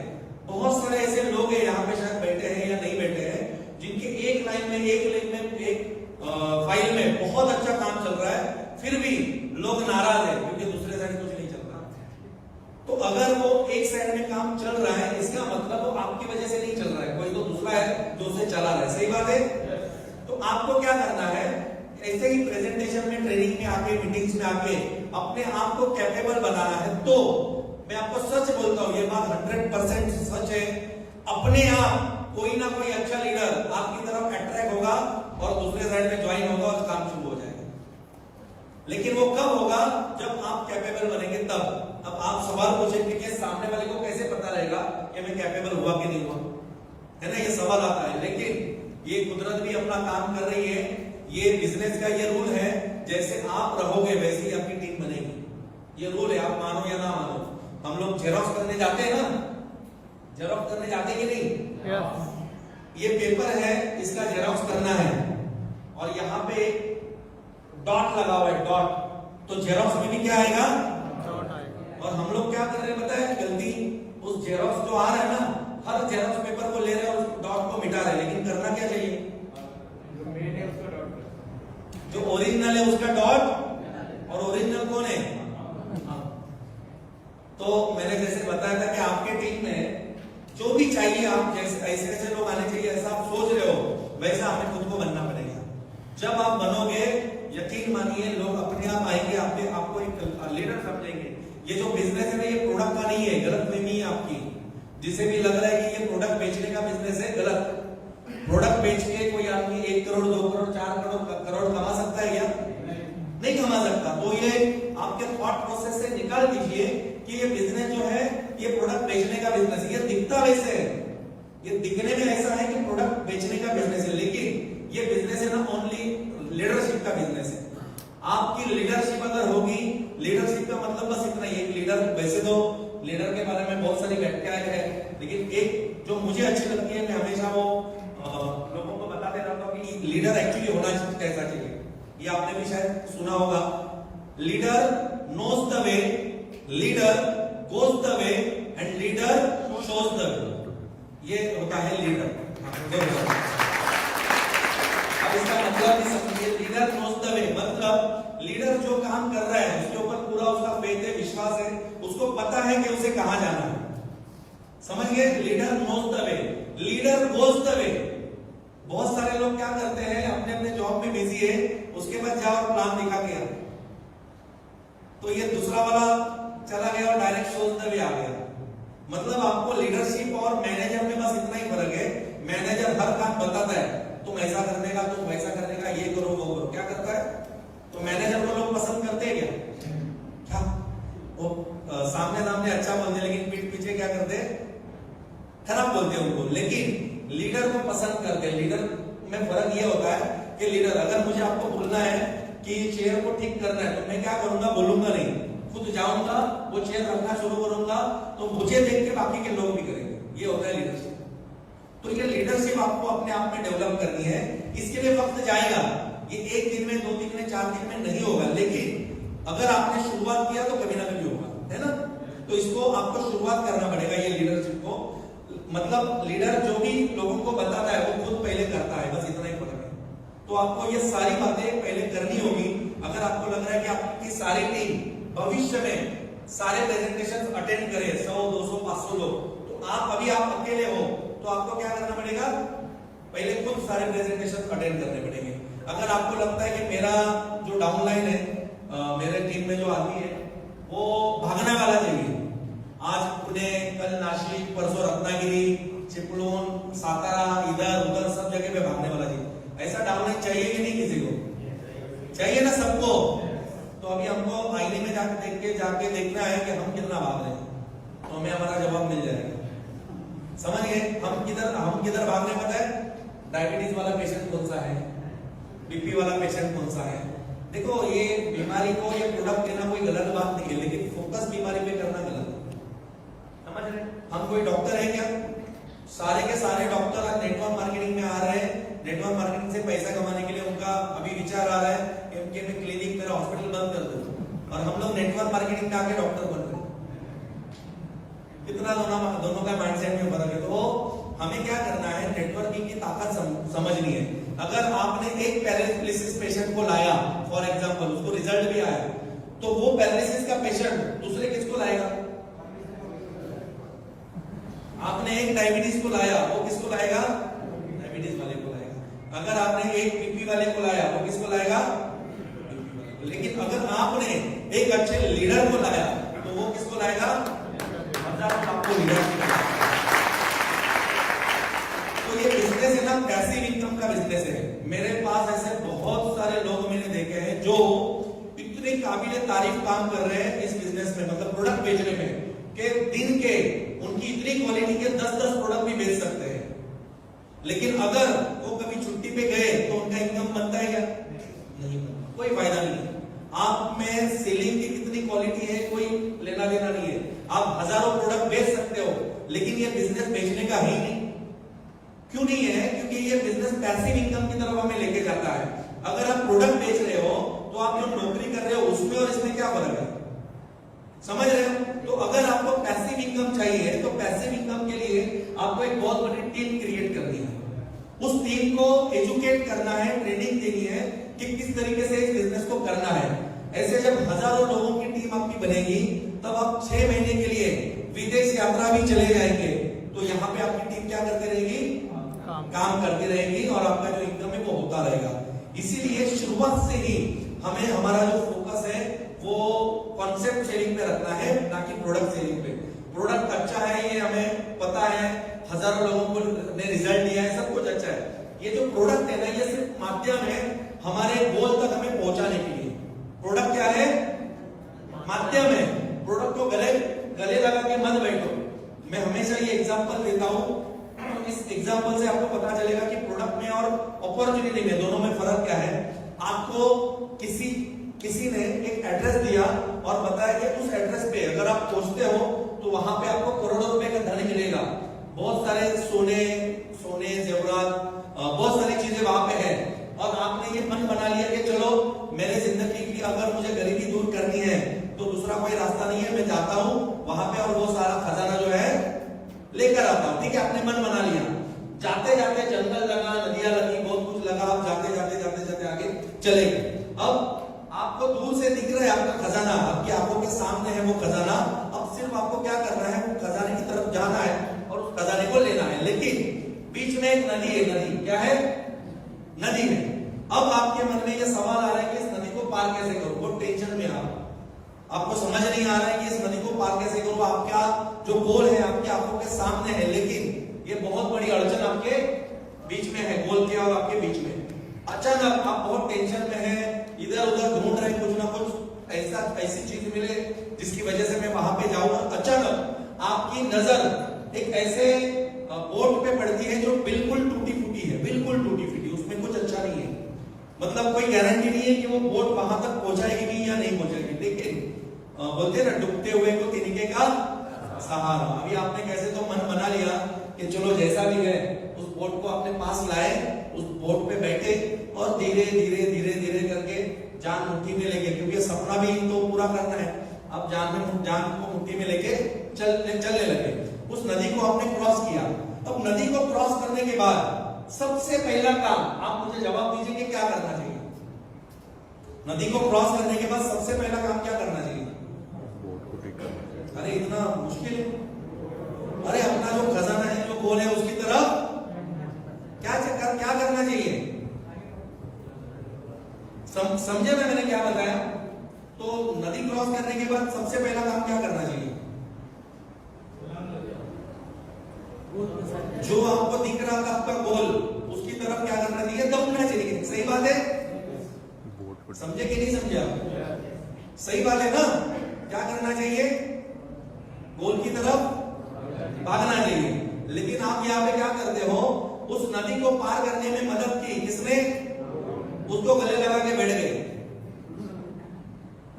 आपका जो खजाना है उधर ही रह गया, आपका गोल है उधर ही रह गया, और उस बोट से आपको इतना प्यार हो गया कि उस बोट ने आपको वो नदी क्रॉस करवा दी। अब इस बोट से ज्यादा आपके लिए दुनिया में कोई इंपॉर्टेंट नहीं है, ऐसा हो गया। तो ये सही है कि गलत है? क्योंकि वो जो बोट है वो एक सहारा था वहां तक आपको पहुंचाने का, लेकिन एक्चुअल आपका गोल क्या है?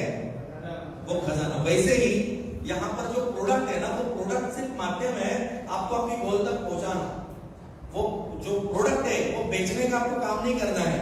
बाहर ऐसे भी लाखों करोड़ों डॉक्टर्स हैं जो अलग अलग पेशेंट्स को ट्रीट कर रहे हैं। हमारे पास जो प्रोडक्ट है वो बहुत अच्छा है।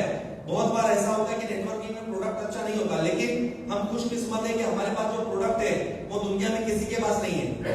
लेकिन इसका गलत मतलब लोग लेते हैं कि बस प्रोडक्ट ही बेचते बैठते हैं। तो हमें बस यही बात का ध्यान रखना है बिल्कुल लोगों को बताना है, लेकिन मेन उनको बताना है कॉन्सेप्ट, क्योंकि मेरे हिसाब से जितनी भी बीमारियां इन लोगों को है, जो हमें लोग मिलते हैं, उन सब में एक कॉमन बीमारी है। कोई बता सकता है क्या है? हाँ, जोरदार तालियां सर। बहुत बार है ना, बाकी की बीमारियां, पैर दर्द हो रहा है, ये हो रहा है, वो हो रहा है, कमर दर्द हो रहा है, बीपी है, डायबिटीज है, ये सारे प्रॉब्लम है, मैं मना नहीं कर रहा हूं, लेकिन इन प्रॉब्लम के चक्कर में सबसे जो बड़ा प्रॉब्लम है ना, उसे हमने नजरअंदाज कर दिया है, और वो क्या है? गरीबी। आप मुझे बताइए, अगर मुझे कुछ भी दर्द है लेकिन बैंक में करोड़ों रुपए पड़े हैं, मेरे को कोई टेंशन है क्या? ठीक है, वो बीमारी तो आज नहीं तो सॉल्व करनी है, लेकिन सबसे बड़ा जो प्रॉब्लम है पैसे का, वो मेरे पास कोई टेंशन नहीं, समझ गए? और इंसान कभी भी शरीर से नहीं थकता, वो मन से थकता है। इसीलिए जब भी बीमारी आती है ना, ये हमारे मन की वजह से आती है, क्योंकि मन हमारा मुरझा गया है। और ये मुरझा क्यों गया है? उसके पास क्या नहीं है? लोगों के पास पैसा नहीं है, और पैसा नहीं है तो खुशी नहीं है। आपको कितनी भी थकान आई हो, आप इतने ज्यादा थक गए हो कि अभी आप बोल रहे हो कि बस अभी एक कदम भी उठाना मुश्किल है मेरे लिए, और घर पे जाके सो गए, और अचानक आपको कॉल आ गया वो लॉटरी के दुकान से कि आपने वो खरीदा था ना 5 करोड़ का लॉटरी, मतलब किया। अभी थकान रहेगी कि खुशी रहेगी? अभी आप भाग के जाएंगे कि नहीं जाएंगे लॉटरी का टिकट लेके? अभी के अभी दो जाएंगे कि नहीं? इसका मतलब क्या? शरीर थका था क्या? नहीं, मन थका था। तो हमें मन को मोटिवेट करने के लिए ऐसे मीटिंग्स में आना है। आप ये जो आईपीएल वगैरह देखते हैं, तो मैच देखते हैं, तो उसमें से एक टीम हारती है और एक टीम जीतती है। दोनों ने सेम मेहनत की थी मैच में, लेकिन जो हारते हैं ना, वो इतना थक जाते हैं कि घर पे जाके सो जाते हैं, लेकिन जो जीतते हैं वो रात भर पार्टी करते हैं।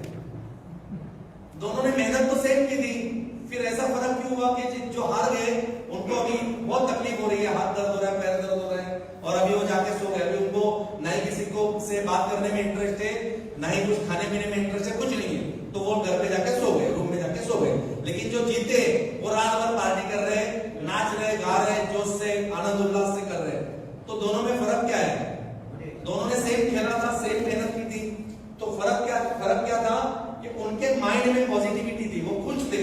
तो खुशी जो है ना, खुशी की वजह से, अगर खुशी नहीं रहेगी तो आदमी दुखी रहता है, उसके मन में कोई मतलब शरीर में ताकत नहीं होती।